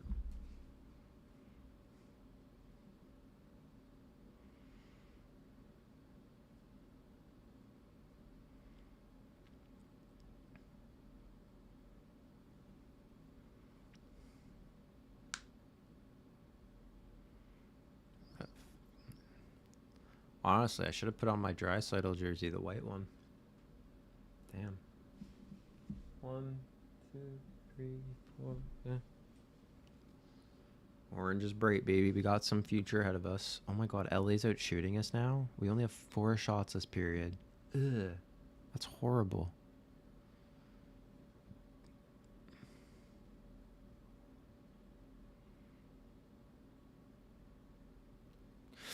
Here's another shot. Okay, so the lines are back together. That's icing. Oh, great. No, they waved off icing. I love that. I thought that they had Clark Adam beat.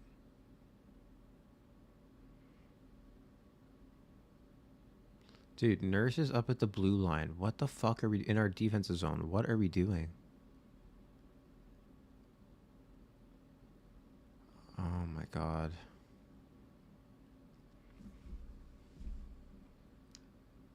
I would, if I was a coach, I would be ripping Darnell apart right now. He's oh my god. Okay, I take back everything I said, chat. Whatever we would have to pay to get rid of the money, it's worth it. It's worth it. Both mental and physical. I'm trying to get out. Hey man, that's good. Honestly, Steven, good for you, man.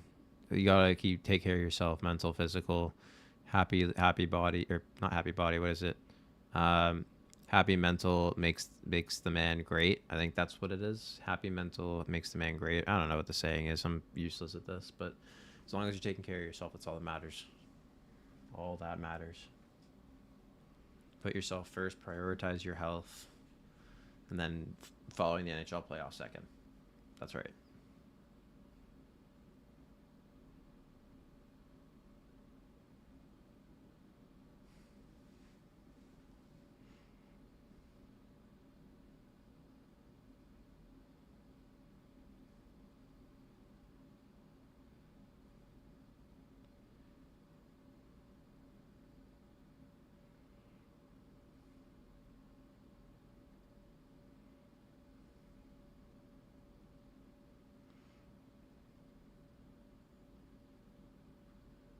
Oh wow.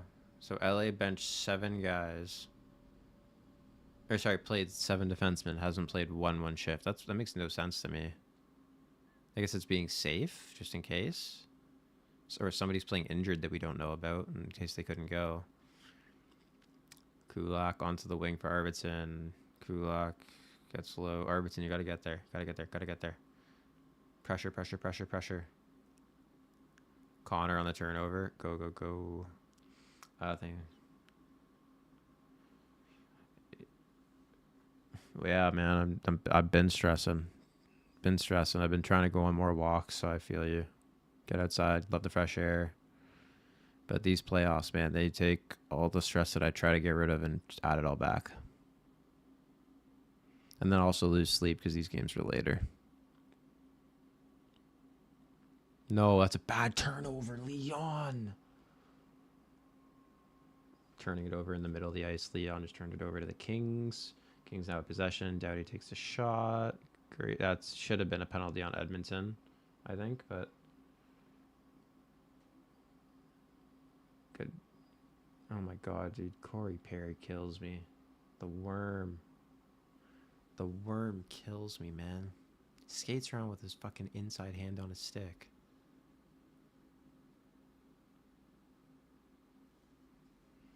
Wow.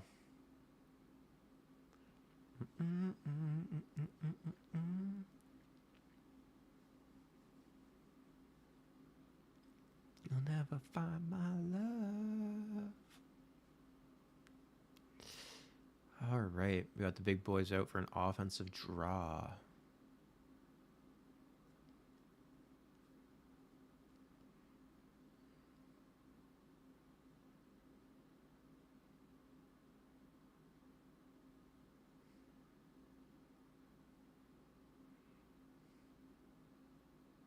Oh my god, please.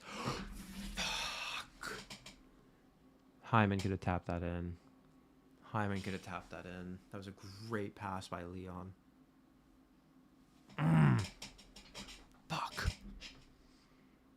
They're getting the chances. They are getting the chances.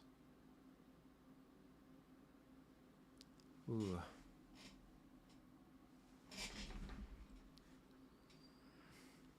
I think Draisaitl's been on the ice for like 5 minutes straight. Hyman's going to beat that. Oh, Hyman beat that. Oh, man. We're getting chances. That's all that matters. We're actually putting pucks on net now. a great pass too. But, I mean, we're putting stuff to the net, and that's all that matters. So, again, still only down 2. Still only down 2.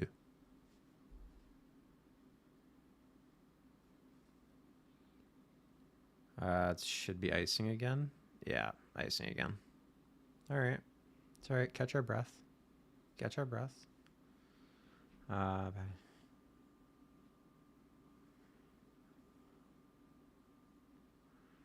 Oh, man. That's awesome. Congratulations on that. No, I use pounds. But like, dude, that's significant. So, congrats for you for doing that, man. Just got to keep going. The hardest part is starting. Hardest part's starting. Once you build that routine, it just becomes ingrained that you have to do it daily.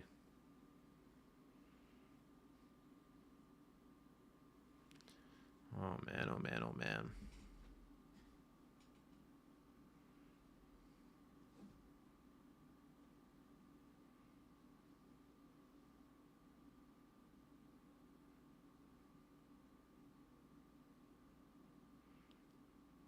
Oh god.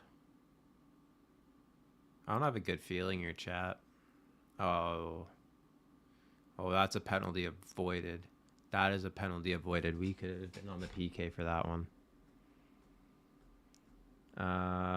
Was tough. I wanted to get to. Hey man, you know what? At least you're taking the action now that you're putting yourself in the right direction. I mean, everybody's guilty of it eventually being prolonging, saying that they want to try something, to learn something, to do something, whether it be they want to get in shape, they want to try to learn to cook, they want to travel to a certain place, and then they put it off saying, oh, next year. Like, at least you're finally taking action on it. So like, you got to give yourself a pat on the back for that. That's big kudos to you. It's kind of like McDavid saying he'll win a cup next year. Maybe he'll do it, maybe he won't. You know what? But for that, I'm at mercy to him. Fuck, off the line.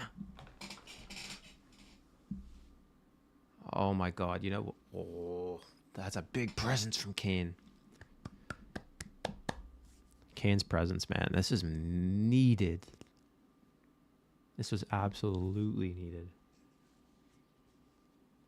Damn. That's right. Kane's got to have a presence in front. Ooh. Ooh. Oh, man. Now imagine we had some more physicality. That'd be fantastic. It was a great tip by Brown on net, too. Damn. Again, we're just starting to throw stuff to the net. It's going well. It's going well. We're gaining momentum here. We're going in the right direction.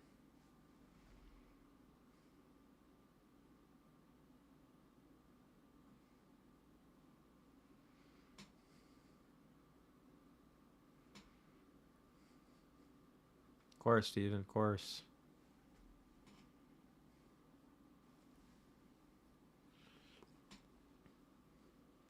It's moving goalposts, right? Like you set one goal, you achieve it, and then you gotta set the next one for yourself. You hit 200 like you wanted. What's next? What's the next move? Then you gotta set the next one and work towards that. Everything is like progression. Oh, good defense. Oh, we gotta put pressure on this, boys. We're giving them too much time. They're breaking out too easy. We're sitting back a little too much. There's 40 seconds left. We got to put the pressure on. 40 seconds left in the second period. Klingberg trying to make a stretch. Turns it over to LA. And now they're coming back towards us. That's icing. Oh, that was right on net. Never mind. Wallman D to D. Klingberg's got to get that up ice quick. But he's taking his time. All right. All right. So we're just trying to get to the third period. That's interference in front of the net. McDavid, bring it out right in front. Okay. Good cross-crease pass. Bouchard on net. Never mind. Hits the ref and stays within LA's possession. 3, 2, 1. End of the period.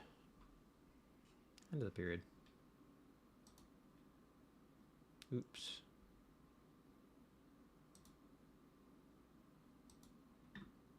All right. Intermission time. All right, chat. We're not in a terrible spot. Let's oh my god, what just happened there? All right, chat. Let's break this down for a minute now. Okay, so we broke down the first period. The key takeaways: McDavid playing more physical. We said the defense looked like shit. We said Nurse was a big reason as to why they're losing. We had a lot of key takeaways and negatives. The McDavid hit it was a positive. We had a lot of negative takeaways. Let's go to the second period now. Kane has developed his presence. I think Kane is being more physical, and I love that for the team.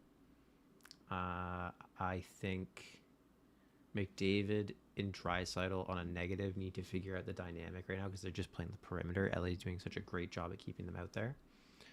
They need to get more shots on net. Bouchard's hammering everything that he can that's coming his way. Pause. But we need to get anything that we can on net that creates high danger chances or rebounds. And we're not doing that. We're just kind of floating stuff towards the net to hope.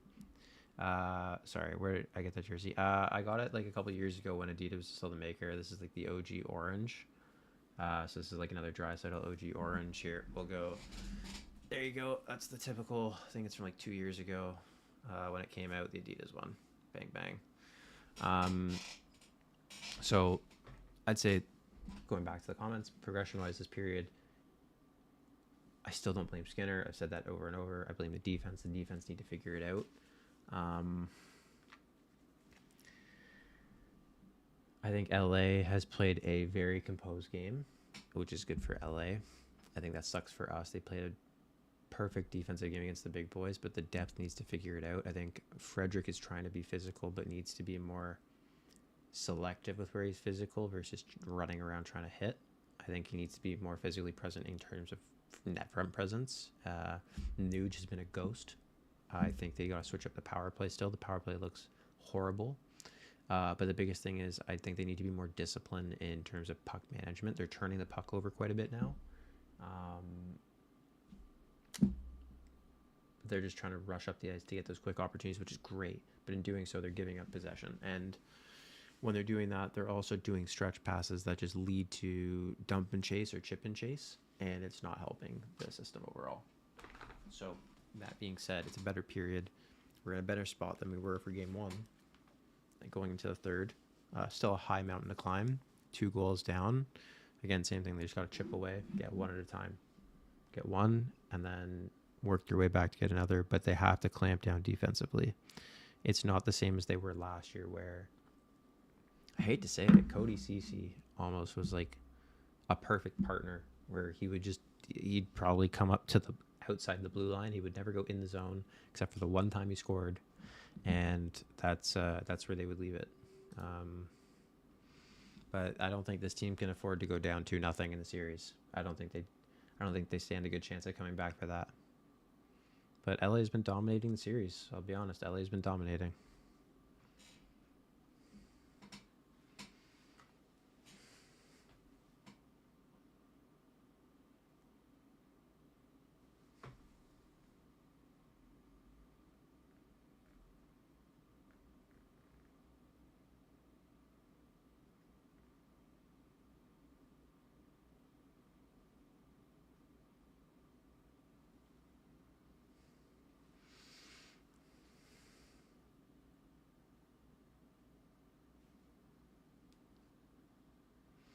Okay. All right, chat. I'm going to be right back. I'm going to run to the washroom. Maybe refill the water, get a snack. Take a breath, take a step away, but I will be right back.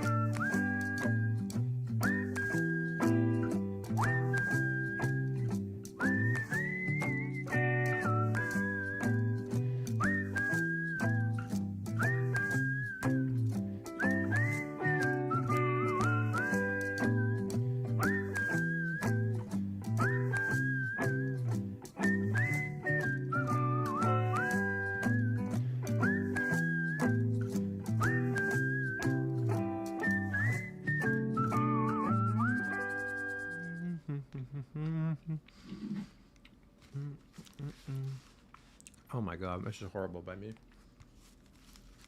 Ugh. Tried to do it one-handed to look cool, didn't work.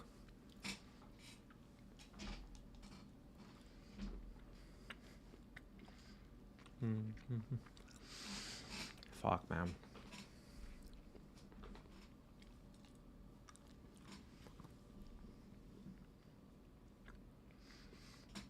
I mean, like, I'm trying to think of the key takeaways here so far.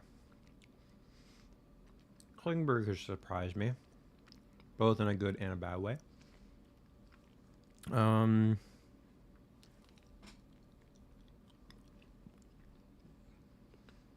Evander Kane's been okay.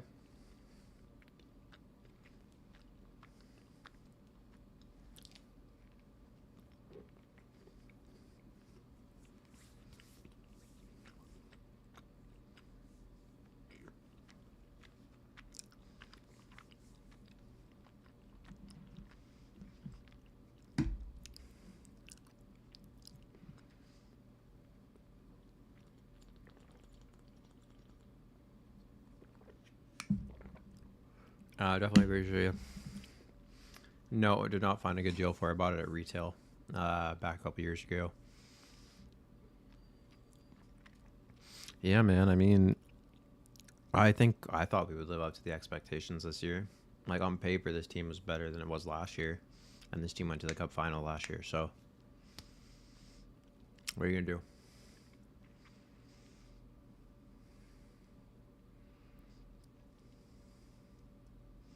It's just like, yeah, I don't know. Sometimes things work, sometimes things don't. But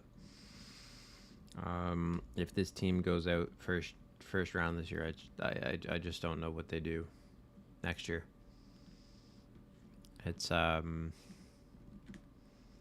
really cup or bust at this point, and I think if they bust first round, I would say especially first round, it's going to be very, very hard to A, retain McDavid, and B, find a pivot point to move forward.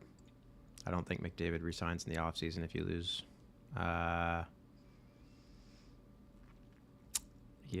I don't know, man. It's yeah, I'm at a loss for words. I'm at a loss for words for where they go. I think they got to take a step back and really just look at it like they did last year, period by period, versus future. I think they got to take it shift by shift and grind their way back into it. They showed it last game. They can grind their way back into a series. They grind their way back into a game. They showed it last year. They can grind their way back into a series. They have the mentality. They have the experience. They're a good, savvy, sort of veteran group. I'm trying not to get ahead of myself here and thinking for the worst, but I think I just have to sit back and take it for what it is and be like appreciative of if they come back and take that as it comes versus thinking, oh shit, what's going to happen a year or two from now when this team loses its best player and rebuilds.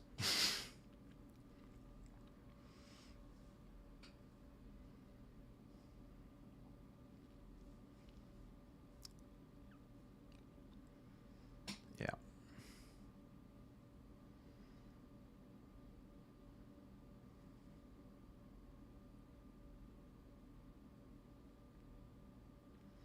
I just find it crazy. This team was closer to a cup last year in terms of efficiency so far, like efficiency. But you know what? Again, there were tons of injuries. So who knows?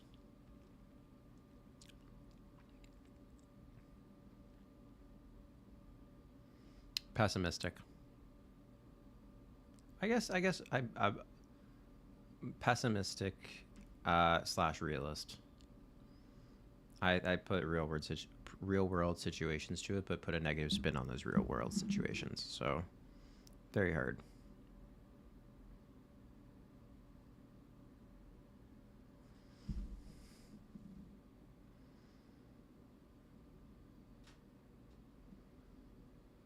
Yep, even being down. Yep.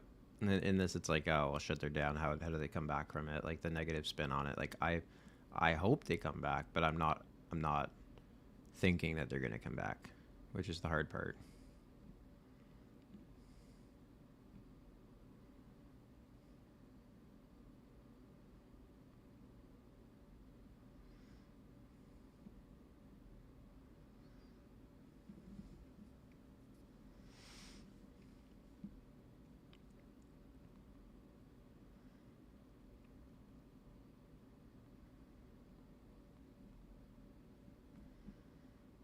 um,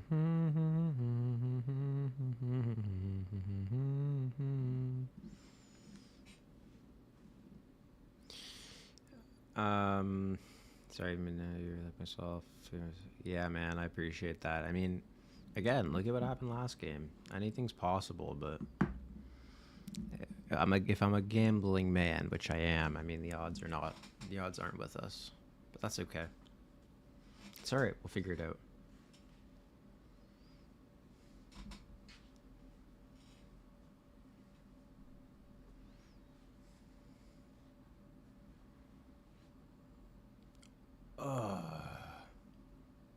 It's all right. It's all right. I just gotta keep reiterating to myself that it's gonna be all right. Versus like even you guys, like I just gotta keep myself in the right mentality. How to give you some moral support, follow. I appreciate that. And no, I mean, every little bit helps. Every little bit keeps me sane, man. Every little bit keeps me sane. Trying, really try.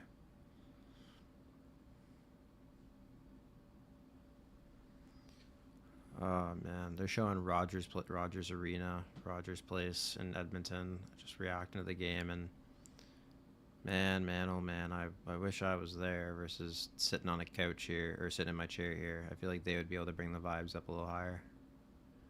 We're trying right now. Oh wow, PWHL got an expansion team to Vancouver. That's cool. Starting next year. Wow. Wow, that's very cool.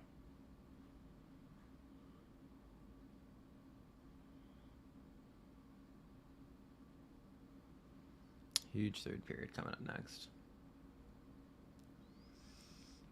Damn.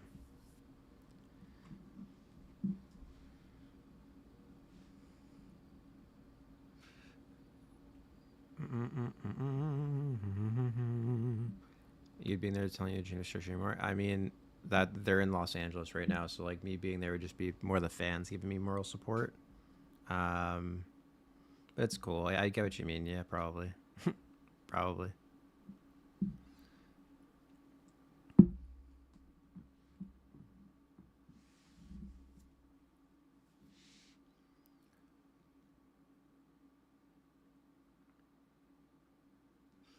Hmm.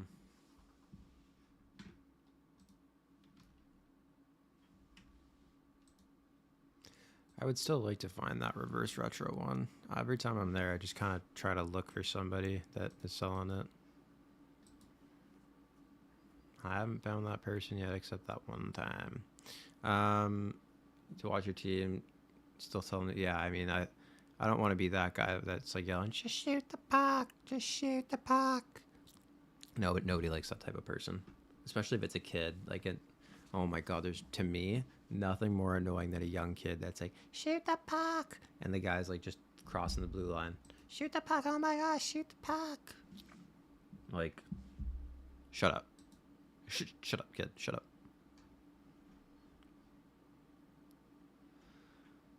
Get it on. Get it on. Um.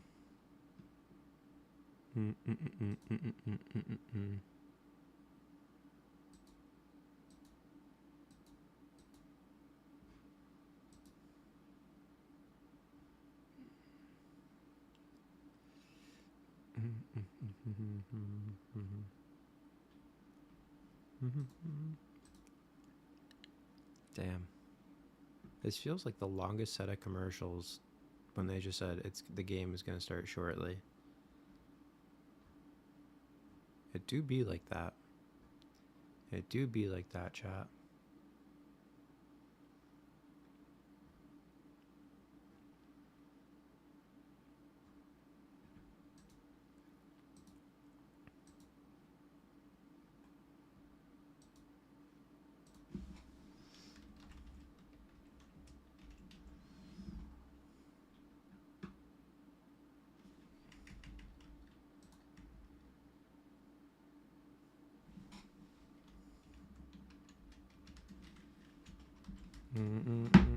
Looking bright.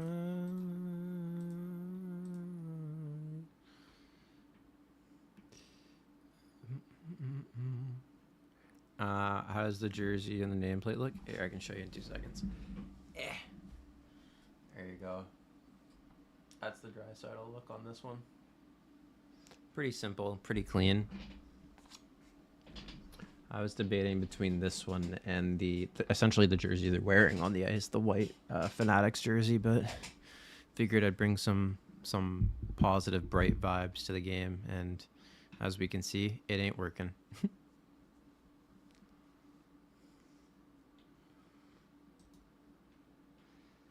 Man, I should have gone to Edmonton for the games. Could still live stream it from Edmonton. That'd be cool. How does the nameplate look on the jersey? Yeah, thanks, man. I appreciate that. I am very. The more you watch, the more you'll come to learn.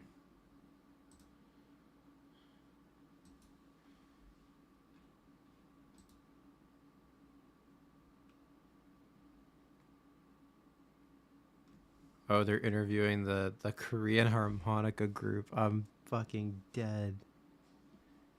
Oh my god, that's where we're at now on Sportsnet. We're not even talking hockey. We're interviewing the national anthem Korean harmonica group. Do you ever get frustrated that you'll start laughing at frustration? All the time, dude. That's like a day-to-day basis for me. The interview's in Korean. There's interviews in Korean. And now they're playing Go Kings Go on a Canadian broadcast. It's crazy. Oh my god. All right, here we go. Third period starting now. Third period, chat. Let's do it. We're in it. Oh, McDavid's flying. Draisaitl and Hyman now. Good. They got rid of Perry. I kind of like that.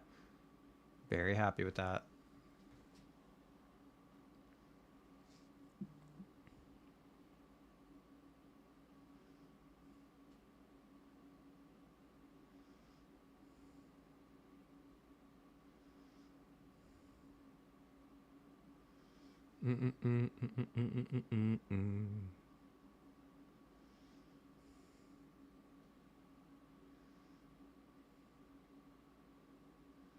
Klingberg gets it deep. Let's go. I love that. Oh, offside. All right. They called that icing. Never mind. It was icing, not offside.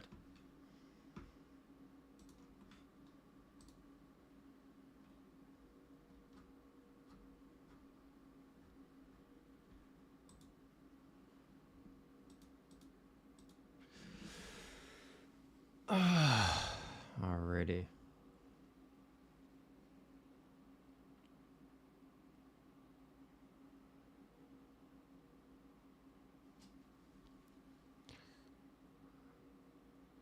Okay, we got to establish a forecheck here. Pod's got to get that hit. Love that. Again, LA's breaking out way too easily. And here we go. Kuzmenko on a break. Kopitar. That was a great play. Could have almost had that backdoor tap in for LA.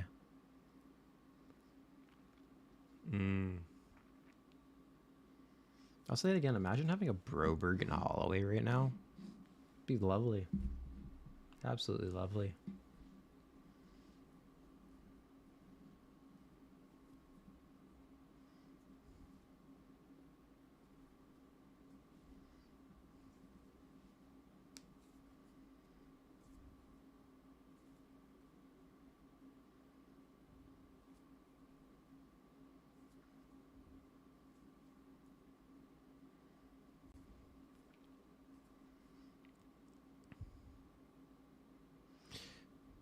Okay. I mean, I will say we do look composed versus like rushing the puck now, which is good.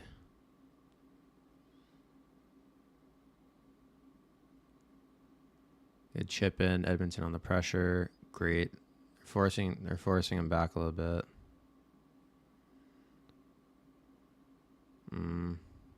It's a very slow first 2 minutes so far. Nothing of significance, but Edmonton's putting a little bit of pressure on them, which is, I guess, good.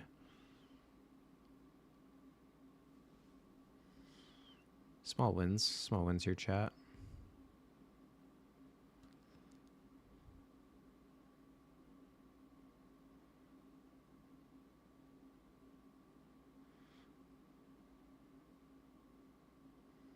Oh my god, I just lost a little bit of respect for Trent Frederick. It is the back tongue Saucon, or the back tongue, or I guess ankle support sock tucking. I don't know if it's called the tongue though. Back ankle support, or the skate guard tucking with a sock. That's crazy.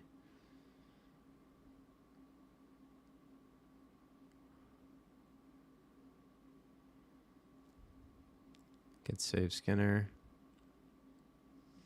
All right, we're moving.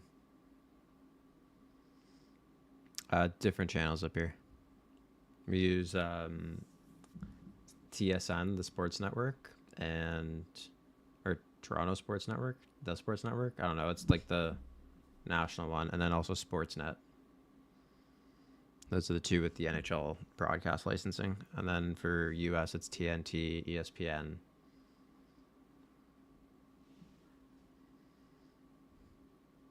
Actually, didn't ESPN lose the licensing? I could be wrong. No, I'm pretty sure they have some games, but it's regional.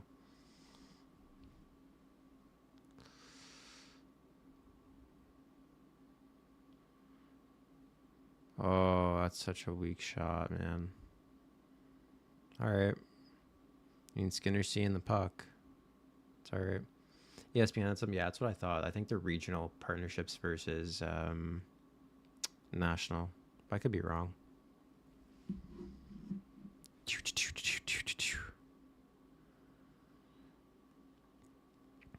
1-1 in the Avs Stars game. Oh my god, LA has won every face-off, man. This is fucking disgusting.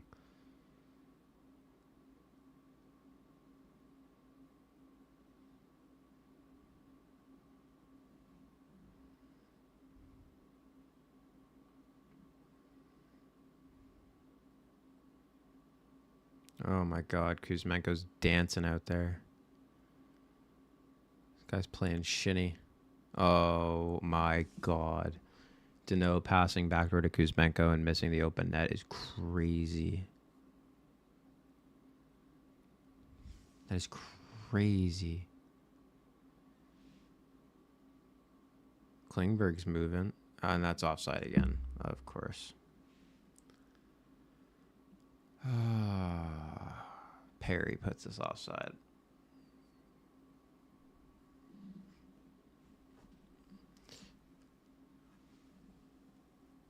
Oh, crack a back. Damn, bro.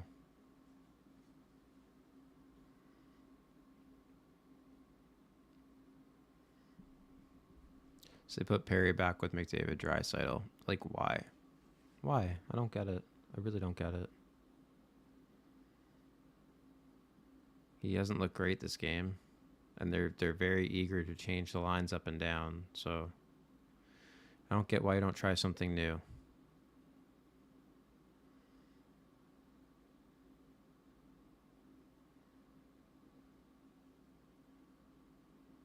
Oh god, Fogle with a it's a great save by Skinner. It's a big save by Skinner.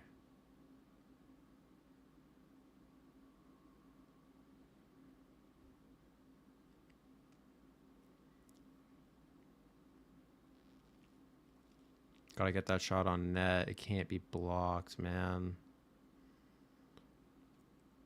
You're the only man back. You gotta get that shot through. Okay, so LA's outnumbering us on every puck. Big hit by Connor. I love that. He has been physical. I love it. Pods, you gotta get rid of the puck there. You had Arvidsson back door. Great. Yes! Yes! 3-2, baby. What a tip. What a tip. Oh my goodness. Let's go. Oh shit. Oh shit. Click the wrong one. Damn, bro. That's huge. Oh my god. Alright, Steven. Appreciate you coming in, brother. Have a great night. Oh my god. Oh, you were kidding. Oh, funny guy. Damn, I was going to say that timing's really convenient. What a tip. Wow. Create the space. Backhand ramp tip. Oh my god. Boy, like I said, that's impressive, man. I will say that is fucking hard to do. Wow. All right, love that. Fight again, one shift at a time, fighting our way back in, chipping our way back in. Love that. I always have to play this down like they're not out, man. It's the story of the Edmonton Oilers. That's like the playoff run that they had last year. That was like the comeback kings, down most of the series they were in, or games they were in, and just came back to win. On that Henrique. Oh, okay, it was a good save. Good save. Ooh. Sent Kuzi right over the tendy. Ooh. Ooh. Getting a little tingle sensation now. Yeah, Alex, 100%, man. But like, we need a different result here. I think we need to stay more composed, more to the game. It's like, ever seen the movie Kicking and Screaming with Will Ferrell? Pass the ball to the Italians. Pass the ball to the superstars. Pass the puck to the superstars here, and just let them go to work. Let them get the goal earlier this time versus 50 seconds left, and then just work from there. Like, slowly chip away, chip away, chip away. It goes to show, again, anything on net can happen. Perfect. Offensive zone draw. We got Leon, Connor, and the Worm out there, of course. And Darnell Nurse skates the puck to the corner. Yeah.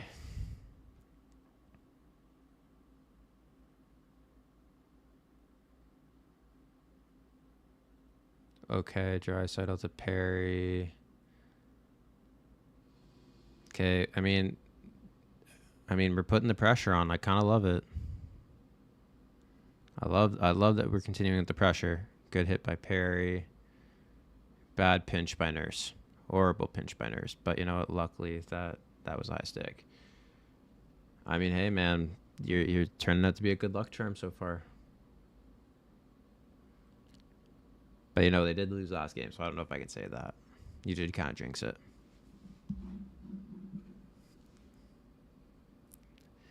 So I don't know if I should say you're a good luck charm or blame you for them losing last game. I'm in an impasse. I mean, maybe I'll say Alex is the new good luck charm if they win. Who knows? Who knows? I'm kidding. I'm optimistic that something positive is going to happen here.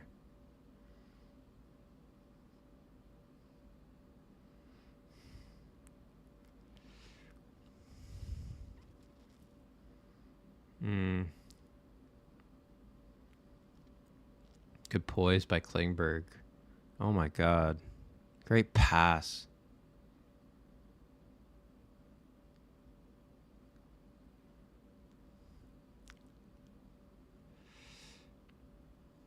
Great block, Wallman. Oh god. Oh my god. Get up. That should have been 4-2. LaFerriere just rolled that off his stick, tucking that behind Stuart Skinner, who again was on his back. Add that to the tally of how many times him and Nurse have been on their back or stomach.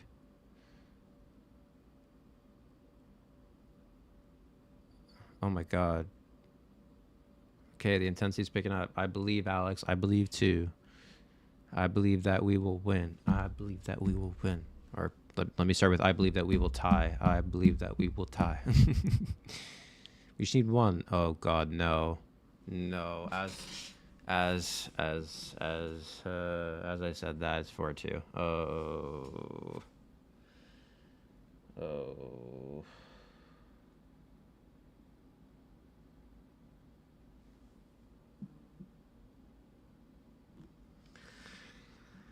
Oh. Who lives in a pineapple under the sea? Soon to be me, because I'm going to jump in the ocean with bricks tied to my feet.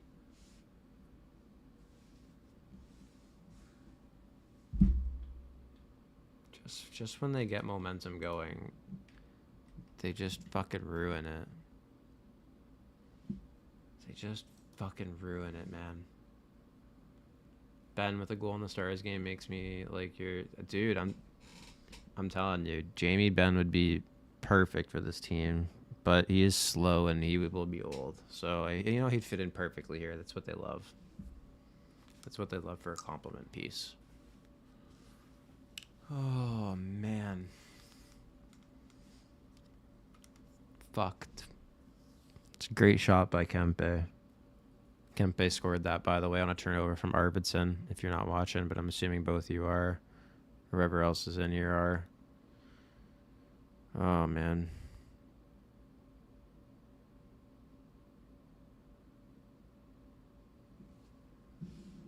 We were moving.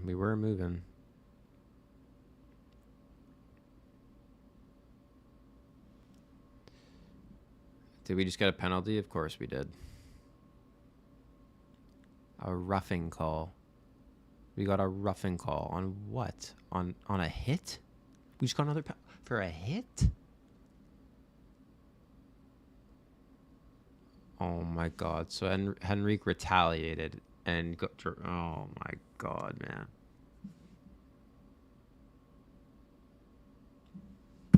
Just such an unnecessary penalty.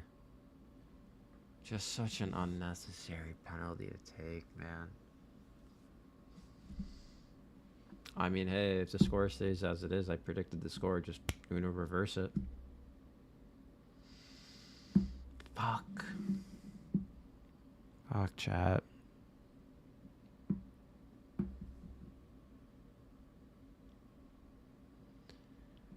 (5-2) in the third and the PP goal by the Kings. I mean, it would, but I'm hoping it doesn't come to get to be 5-2.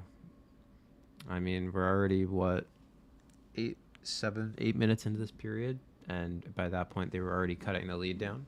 So they're giving up goals versus cutting the lead down. Not feeling optimistic here. Yeah, 12 minutes left in the third.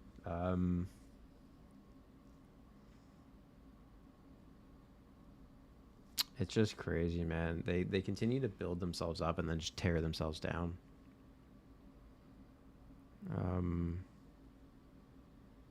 That one's not even Darnell's fault. That's not even Skinner's fault. It's just like a bad bounce that on turnover from Arvidsson.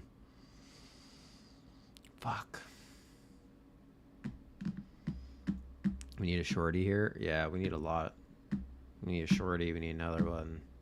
But again, like, we're taking this moment by moment. I don't think we need a shorty. We just need to kill off the penalty. Like, LA's power play has been so good. They're over 50% on conversions. They have to be. They have to be. I'm waiting for the broadcast to say what the percentage is, but I swear to me they're over 50% on conversions. Just a stupid penalty. Just a stupid penalty.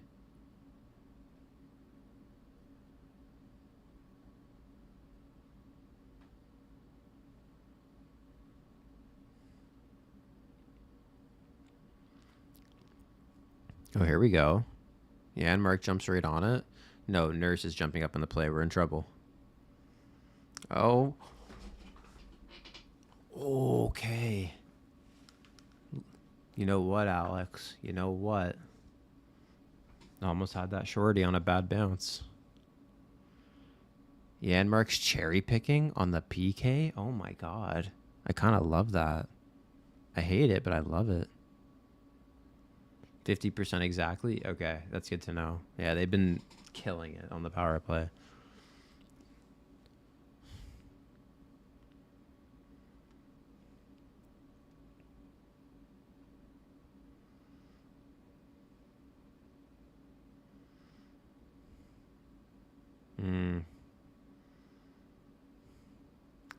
I will say we do it. Okay.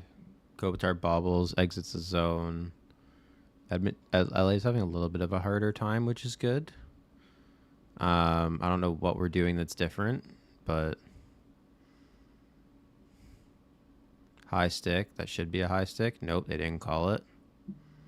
Edmonton should have been 4-on-4 there. I think LA got away with one. Great play right there by Pods to lift the stick to take away the shot. You have to watch backdoor. Watch Kuzi drifting backdoor, please. Oh my god. Oh. This power play is just stupid, man. 5-2 LA on a beautiful pass. Again, Alex, you did call it 5-2.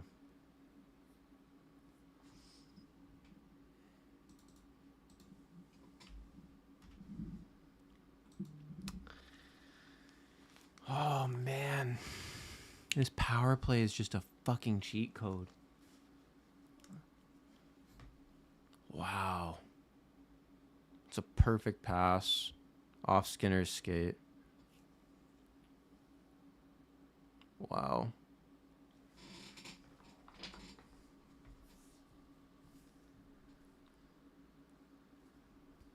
Just a stupid penalty to take. What a stupid penalty. Well, yeah, they're over 50% now.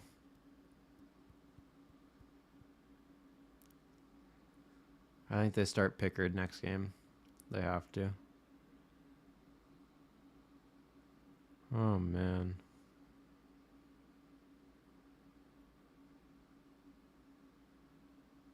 That's crazy.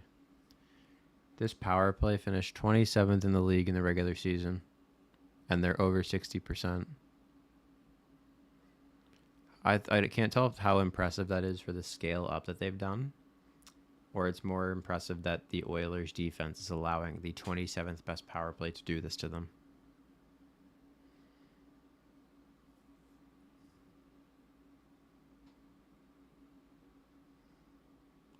Fuck.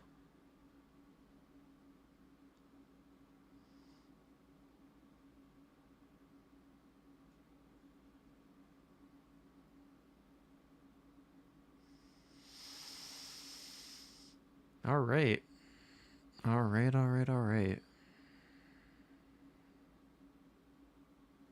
Well, we'll go down 2-0 in the series. It's fine. Not fine, but it's fine. Not ideal.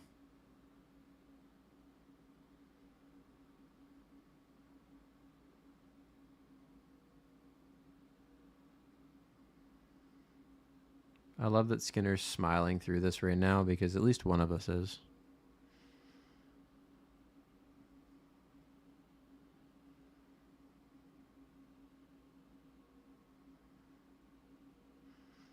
I love that he's smiling. I'm so happy for him. So happy for him. Oh my god, dude.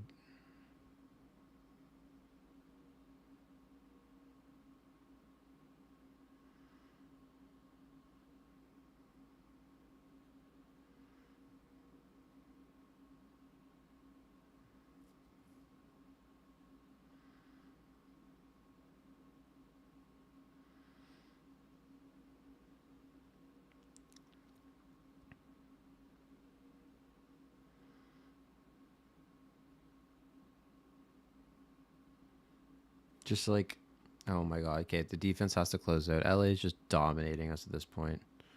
Klingberg's trying to pick a fight with Byfield. Why? Just focus on getting a goal. Just fucking get a goal again. Just chip away at this. You don't have to win. You just have to build momentum. Every time they build momentum, they just fuck themselves over every time. Skinner smiling after letting in 11 goals. Yeah, dude. I mean, when it comes to talking hockey or Edmonton Oilers, I think in a relevant mindset, sure, like that's fine. You have to find the happiness in it, but like, the fuck, man? Like, you should not be smiling. You should be pissed. You should be fucking fuming right now. He's not the reason they're losing. I don't blame him. Let me rephrase this. I don't blame him today. I think I blame Darnell for the first three. I'm gonna reiterate that. Darnell for the first three. The fourth one against Kempe was a turnover from Arvidsson. I mean, like, shit happens. Should he have saved it? Maybe, but like, it was a good shot. And this one, it's just like a shit penalty by Henrique, put them in a shit situation. Yeah, I mean, like, he got his skate on it. He got across. I mean, I don't know what else he could have done besides from saving it, but he was almost there. So, oh man, missing the playoff intensity. Facts, dude. And the more I think about it, it's like, while on paper this team is better this year, Frederick is having a hard time getting his footing. Um, Holloway last year was a massive part for the speed and the intensity. Ironically, I don't love Fogel, but he kind of contributed to that too. Whereas like the speed and the intensity with it. Um, CC was like a little bit more physical than I'm trying to think Klingberg would have been, or Endor and Emberson. So I mean, like on paper, they're upgrades. But Broberg too. You're missing Broberg. He was solid there last year on the PK, and that was a big thing. They also had a different PK system intact. Their power play was rolling. Like, there's just so many different components that aren't adding up this year that I think injuries did and are playing a role. Not currently, but in terms of not being able to create the cohesiveness and the chemistry. That's the word I'm looking for. I think you can see LA has it. LA has only brought in Kuzmenko. This team's played together for more than half the year. They just know where each other are. Calvin Pickard's in. Wow. They put Pickard in with 10 minutes to go. That's great. All right, chat. I wish I could do fucking point betting already, or / I knew how to do that. To say like, what are the odds Pickard gets scored on in the first 2 shots?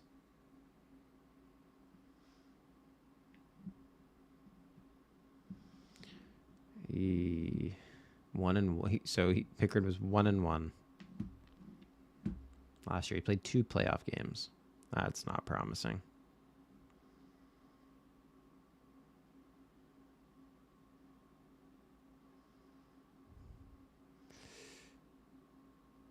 Dios mio. Oh, that took a weird bounce. Connor Brown from the point. They're still keeping the lines the same because that's not the problem.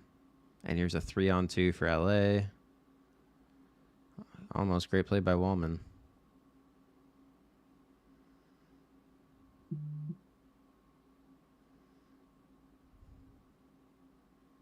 Oilers tie the franchise record for the most power play goals allowed in the first. Oh, thanks, Alex. Appreciate that. 2-on-1 for LA.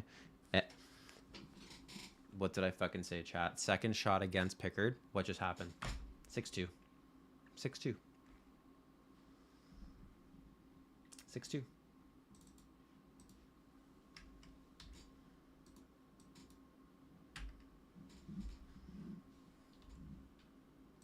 I mean,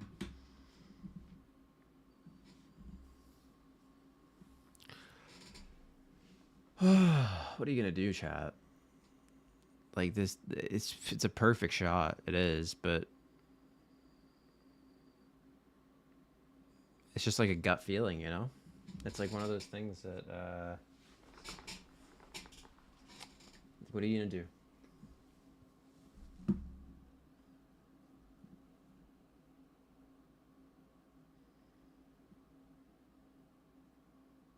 And they ice it right away. It's just like, this is one of those like where you need behind the scenes Amazon Connor McDavid. Right fucking now. Right fucking now. I need you to pick it up right fucking now. And even though I don't think it's going to do anything. You're checking out till game 3. Alex, I wish I could say I blame you. I wish I could say I blame you. Honestly, I would check out till game 3 if I wasn't streaming. I also am waiting for all the boys to come in the chat and fucking clown me for this right now. So, oh man. I need you to. Oh, they finally put Kane with Draisaitl and McDavid. Wow, who would have thought to do that? Pre-game.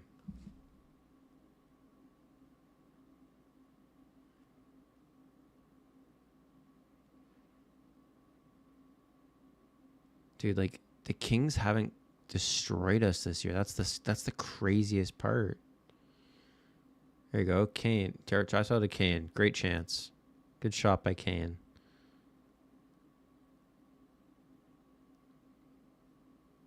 Damn, bro. Let's just get through this game.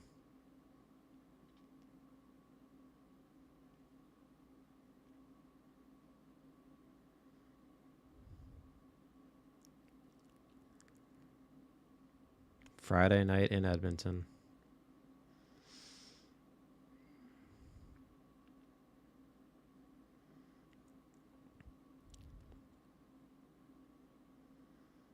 Damn, chat.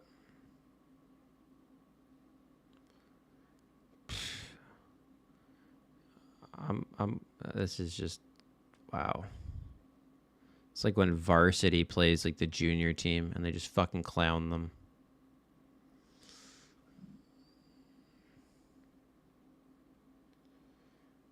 Like, we're not even skating anymore. Like, we're just fucking drifting. Oh, Nuge, like, Nuge takes a hit and slashes him, like, and takes a retaliation penalty, of course.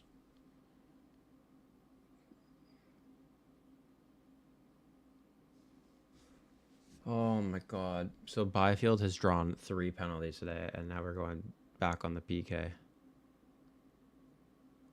Like, what the fuck are we doing, chat? Like, what the fuck are we doing?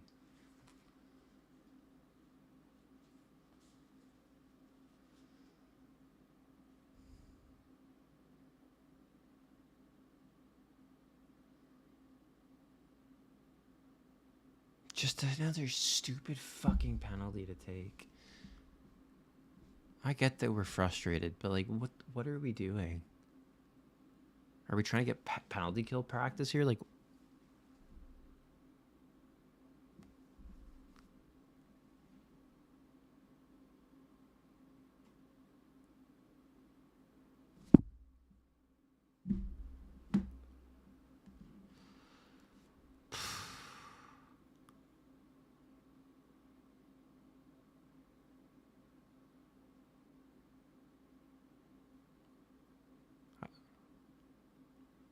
and LA put out their first power play again. That's just so fucked. To me, that's fucked. Like, I can't believe that they're putting their first power play up 4 goals with 6 minutes to go.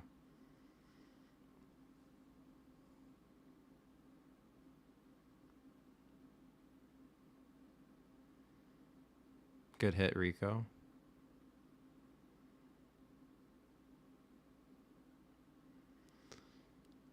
LA's got possession maintained in the zone now.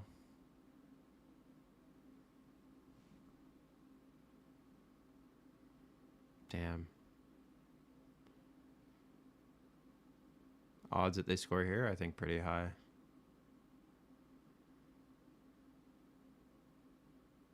All right. I mean, they bobbled it.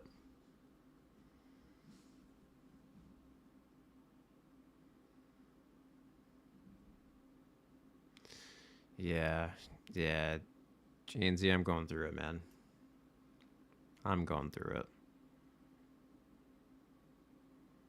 Did we just take another penalty? We just take another penalty. We just took it. They just gave Podkolzin a misconduct for a slash.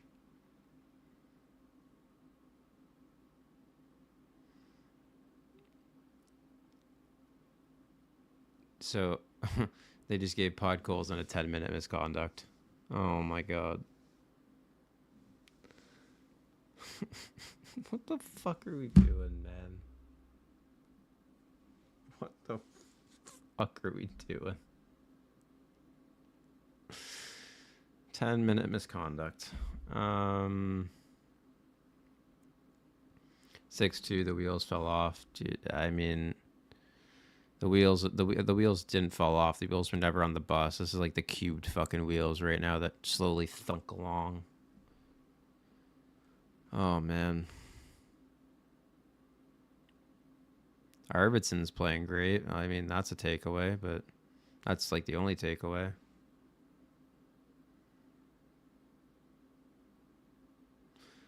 Such a dumb penalty, bro. You should. I don't know if you've watched. I don't know if you've watched the entire game. I don't know if you've watched the entire game, JNC, but like, they've taken so many stupid penalties. Like we were saying in chat, their power play is over 60% right now. I think like that is stupid. They have, or I forget who put it in. I don't think it was Steven that put it in, but somebody. I forget who said it. Sorry, I'm like really fucking annoyed that Edmonton has given up the most amount of power play goals in the first 2 games. I think it was playoff history or Edmonton Oilers history, one of the two. Like it's just stupid, man.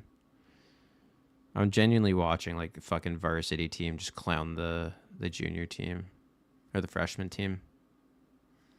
Now you're getting the laughing stage.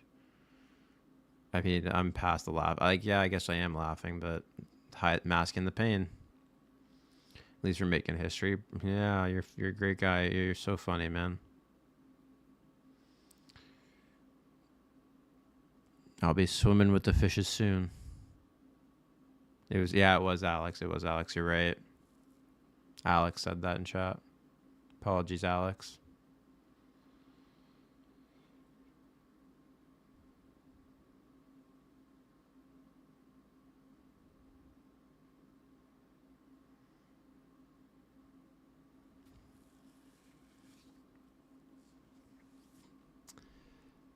Oh, chat. The shit I fucking put myself through. Honestly, I would love to just turn this game off, but 3 minutes to go.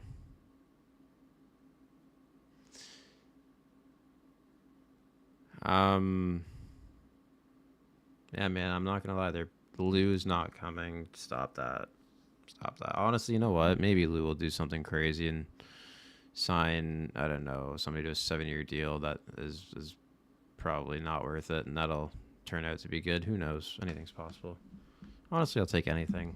I need some sort of like fucking handout. At what point do they start? Yeah, bro. I mean, like the tiers are very close.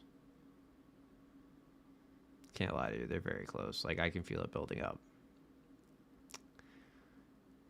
Yeah. Yeah, it's not great.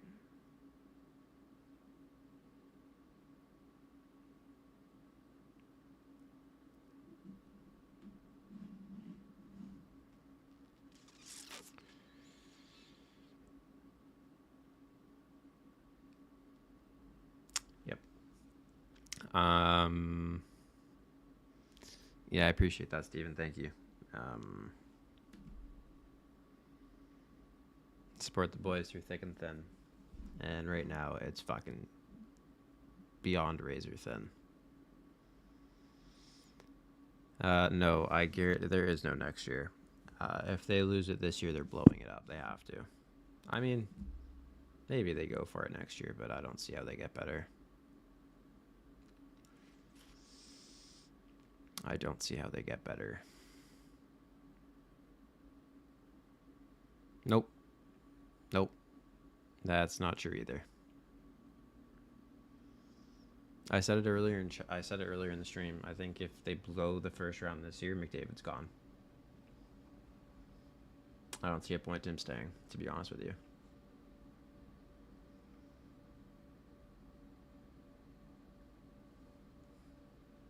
And you're not winning with just Leon, and you can't replace Connor. They like the if you. I wish I could show. You know what? Okay, can I show? I'm gonna show this quick. Oh no, I can't. Damn it, it's not letting me. I was gonna show them. These boys look fucking pissed. Can I take a screenshot? Is that a thing? Oh, I missed it.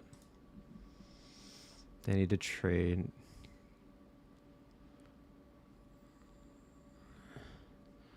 Honestly, man, yeah, he probably would look good in blue. Probably would look good in blue. And honestly, I wouldn't blame him if he goes. At all. Don't think he's winning there either, but at least he'd look good in it.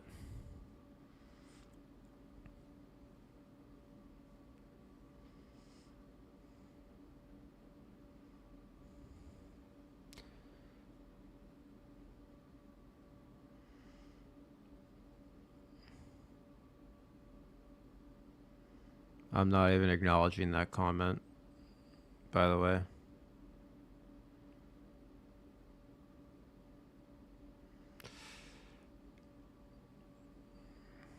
Maybe in a different time. Maybe a different time. I will talk about how I feel. Oh, man. It's a fucking great shot by Kempe. Jesus Christ.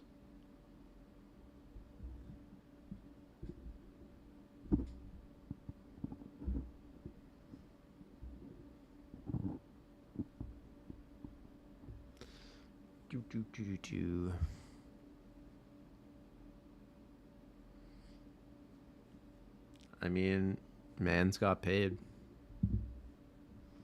It's also not an immovable contract too, but I doubt he wants out. I know. There's just so much. There's so much wrong with this team.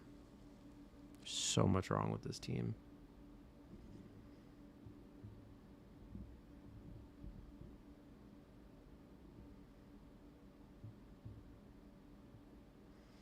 They're not. I love that they're not even playing Connor and Leon. Like Leon's just sitting gloves off. He's chilling for the game. He's like, I'm done.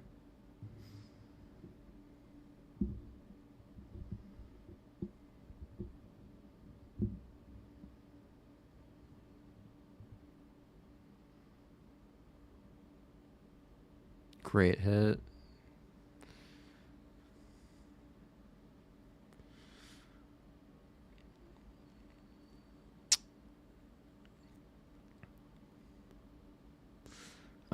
If McDavid leaves, it's a great question. I think Leon would probably drop to being an 80-point player.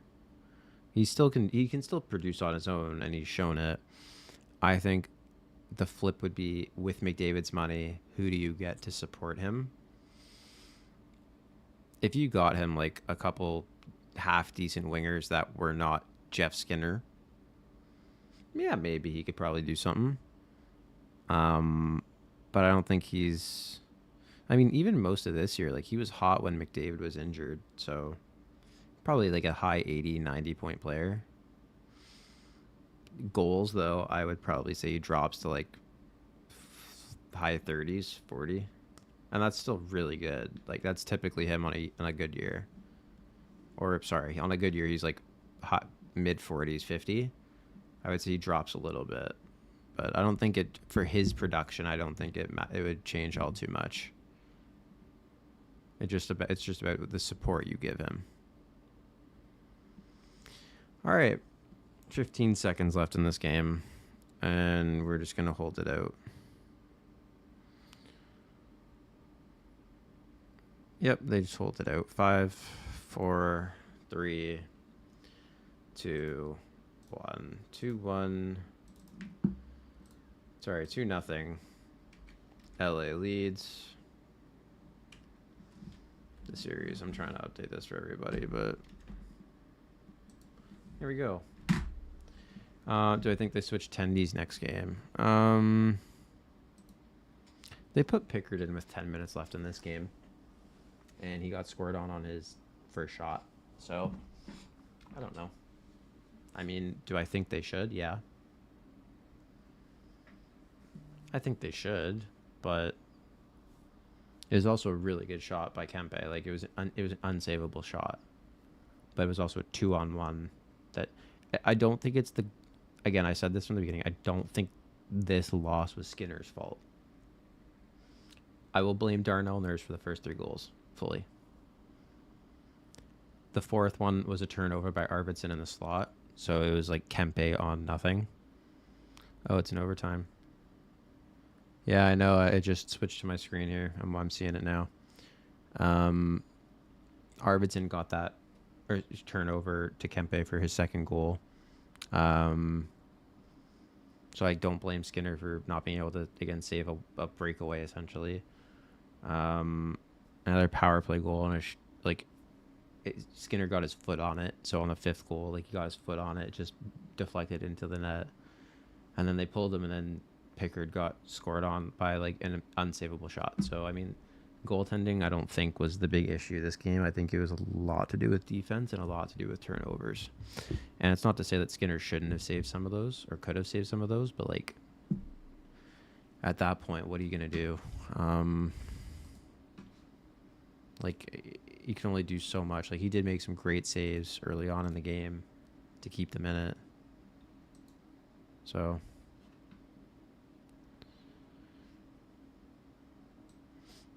I did throw the Colorado game on, but I'm not going to comment on it. I'm just going to have it on. But predictions. Let's go predictions on who's scoring.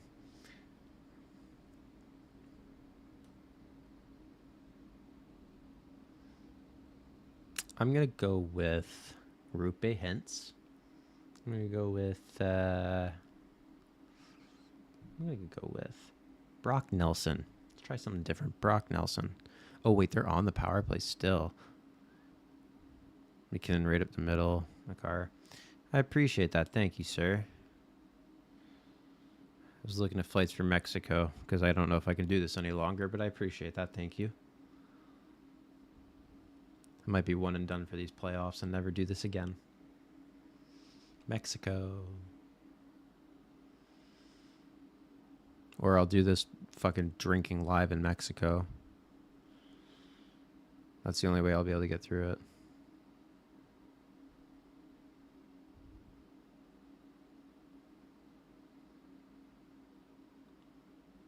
No, the audience doesn't. We can read into that. Nate just broke his stick. Crazy. Pass. I love the American commentators. They're so funny.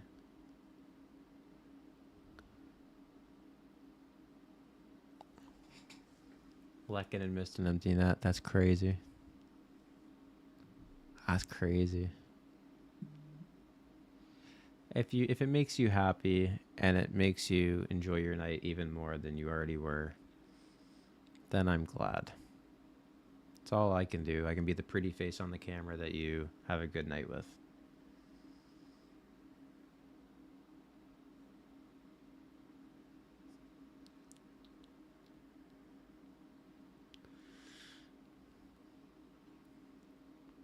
Wow.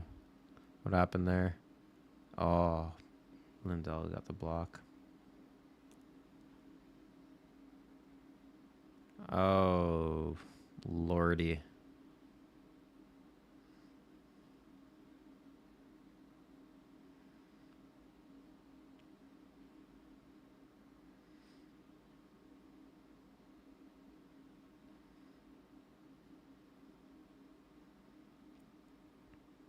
Oh my God, what a move by Manson.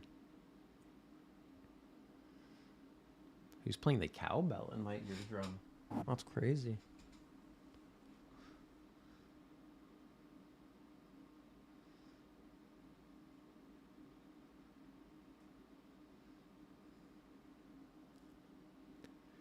Clean boy or dirty boy?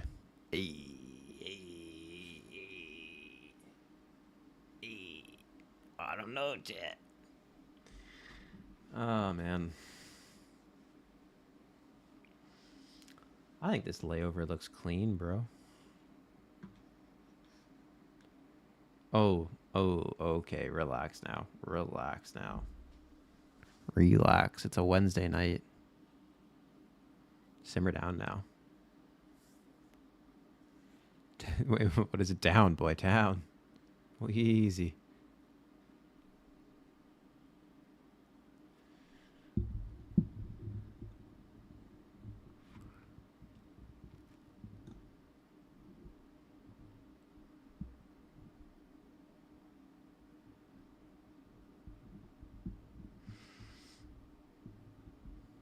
Easy now. Oh my God, they're showing an albino on screen. Albino that went to Florida with a tan.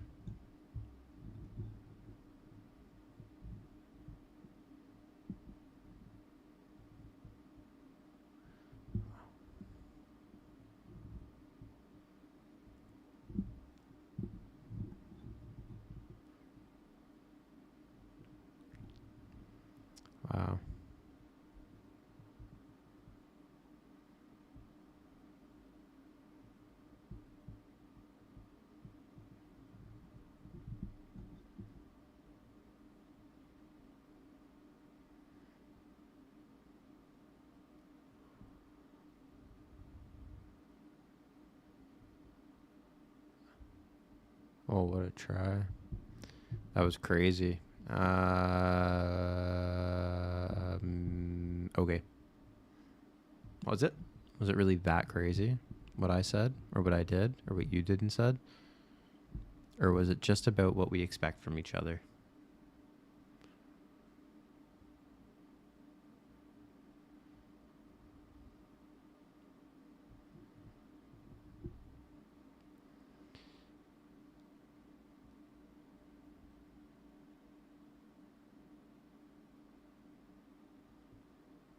Sagan with the OT winner. My fucking boy.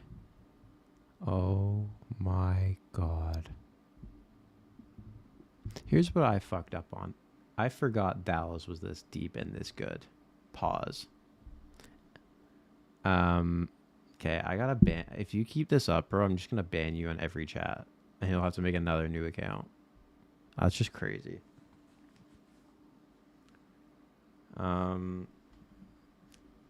That's wow. Rantanen started that entire play.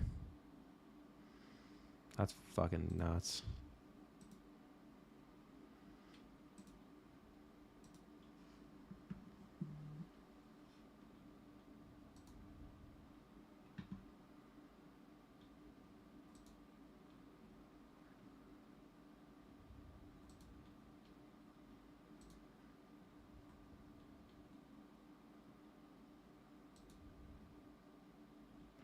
I timed him out.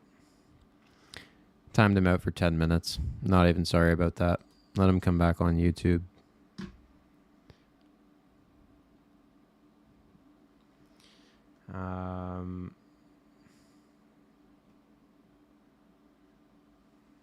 Colorado's way more skilled, but Dallas is really good overall team. Yeah, dude.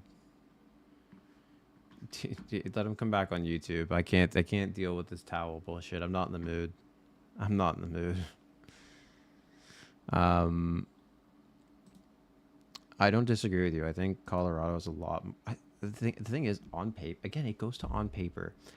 On paper, I think Colorado is the better team. I think Dallas has sneaky good depth, but like they're also missing Robertson. So it's like you would think it would lean Colorado. Colorado's got the on paper better defense 1 through 5. 6 you could 6 7 you can make it like the depth you can make an argument for. When it comes to top line production, McKinnon, Nichushkin, Lehkonen last year and the year before were like one of the most productive lines together. Then you go and you add Coyle, Nelson to round out your centers, which they have had playoff success and or just regular season success. Wingers are effective no matter Drouin was great last year for them. Nietzsche has been great since he's come over. Like they on paper are fantastic, and Blackwood's the best goalie they've probably had in any of their playoff runs, statistically. Dallas is just finding that dog. Like they're a fucking dog team to win. And I just forgot. Like I forgot they went to the Cup final in 2020. They've gone to the conference final twice. They've put up a good fight. Like I keep forgetting how good Dallas is.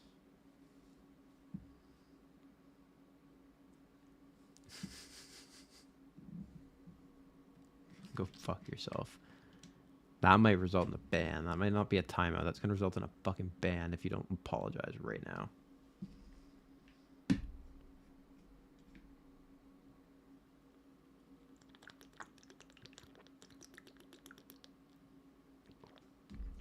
You owe me an apology. Hurt my feelings.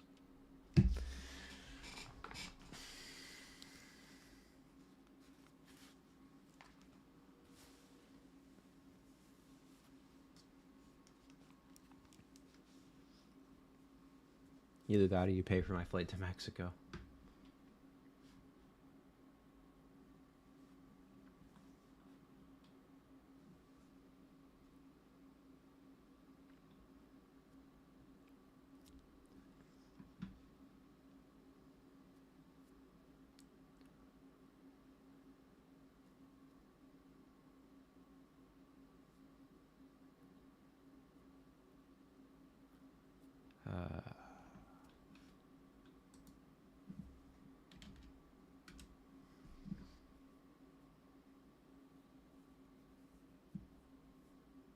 That's crazy.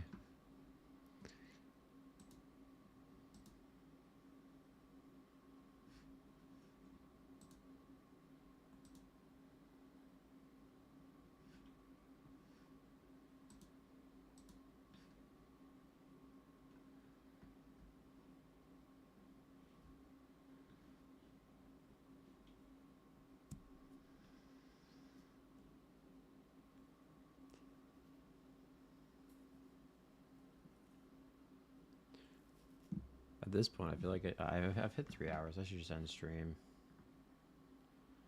Yeah, I've heard that sentence before too. Good night. Good night, good night, good night. And you're going to come back on Twitch. I'm back. I'm back, I'm back, I'm back.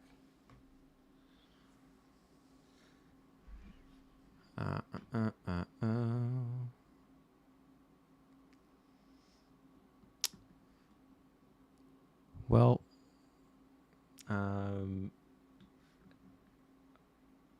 actually, let me check something quick, Janesy. I think I might leave games tomorrow at 7:30. NFL draft. Timing in my head. Do I live stream the NFL draft? Ooh, that could be an option. James, if you're still here and you want to do early games, let me know. I might try and do a midday workout and then do some games early. And then probably get off by like 6:30, 7, depending on when the Leaf game starts. And just enjoy that. I feel like you should do like a Leaf stream, bro. I feel like you'd be really good at it, like with the reaction.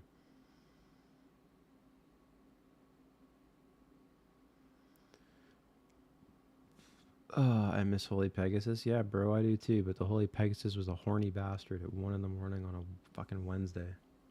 So Holy Pegasus had to fly the fuck off. Let his horn pierce the sky and not pierce anything else. What's that Barbie saying? Like, my horn can pierce the sky. Sorry, My Little Pony, not Barbie. My horn can pierce the sky. I can put a block in my calendar for like 4-ish.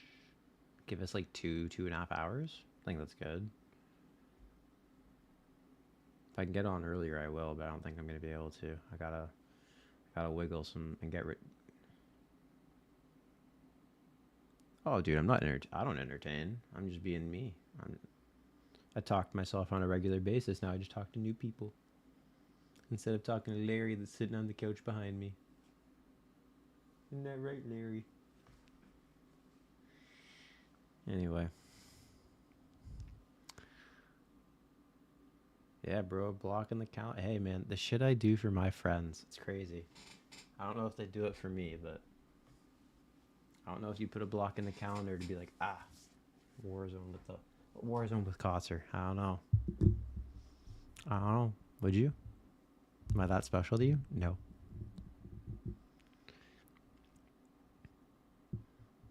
Most of the day, okay. I will let you know. I'll see what I can pull off, man.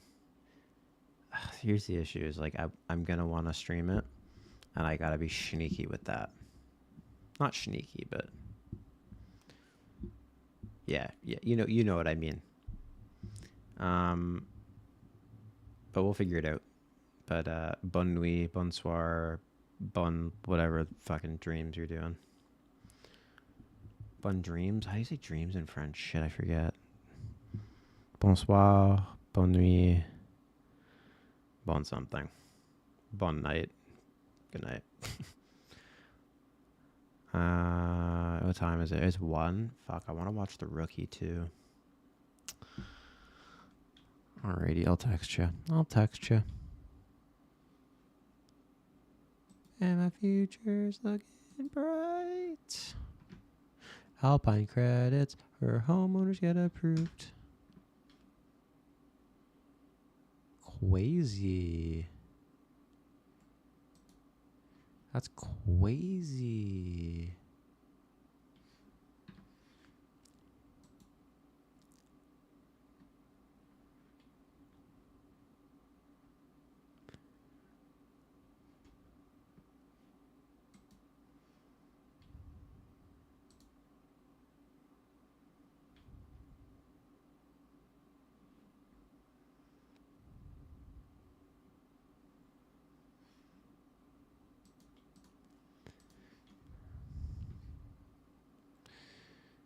Oh, man.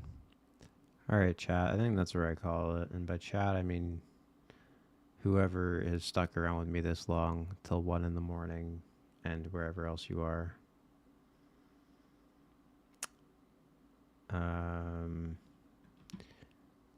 Well, that wasn't what we wanted. I feel like I should make a TikTok. And I probably will make a TikTok again saying fuck.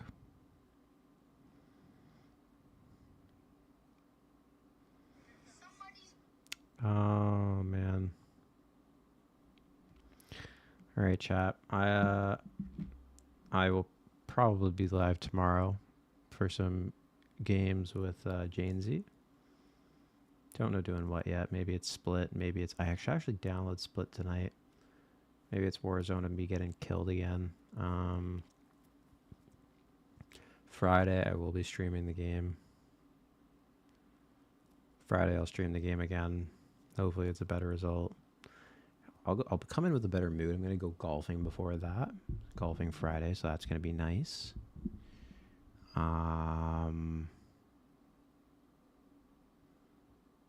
Yeah. We'll figure it out Friday, but then Saturday, maybe I do a live stream. Might be going to Scotia to watch like the Leafs watch party, so maybe I do a live stream there. I don't know. That'd be cool.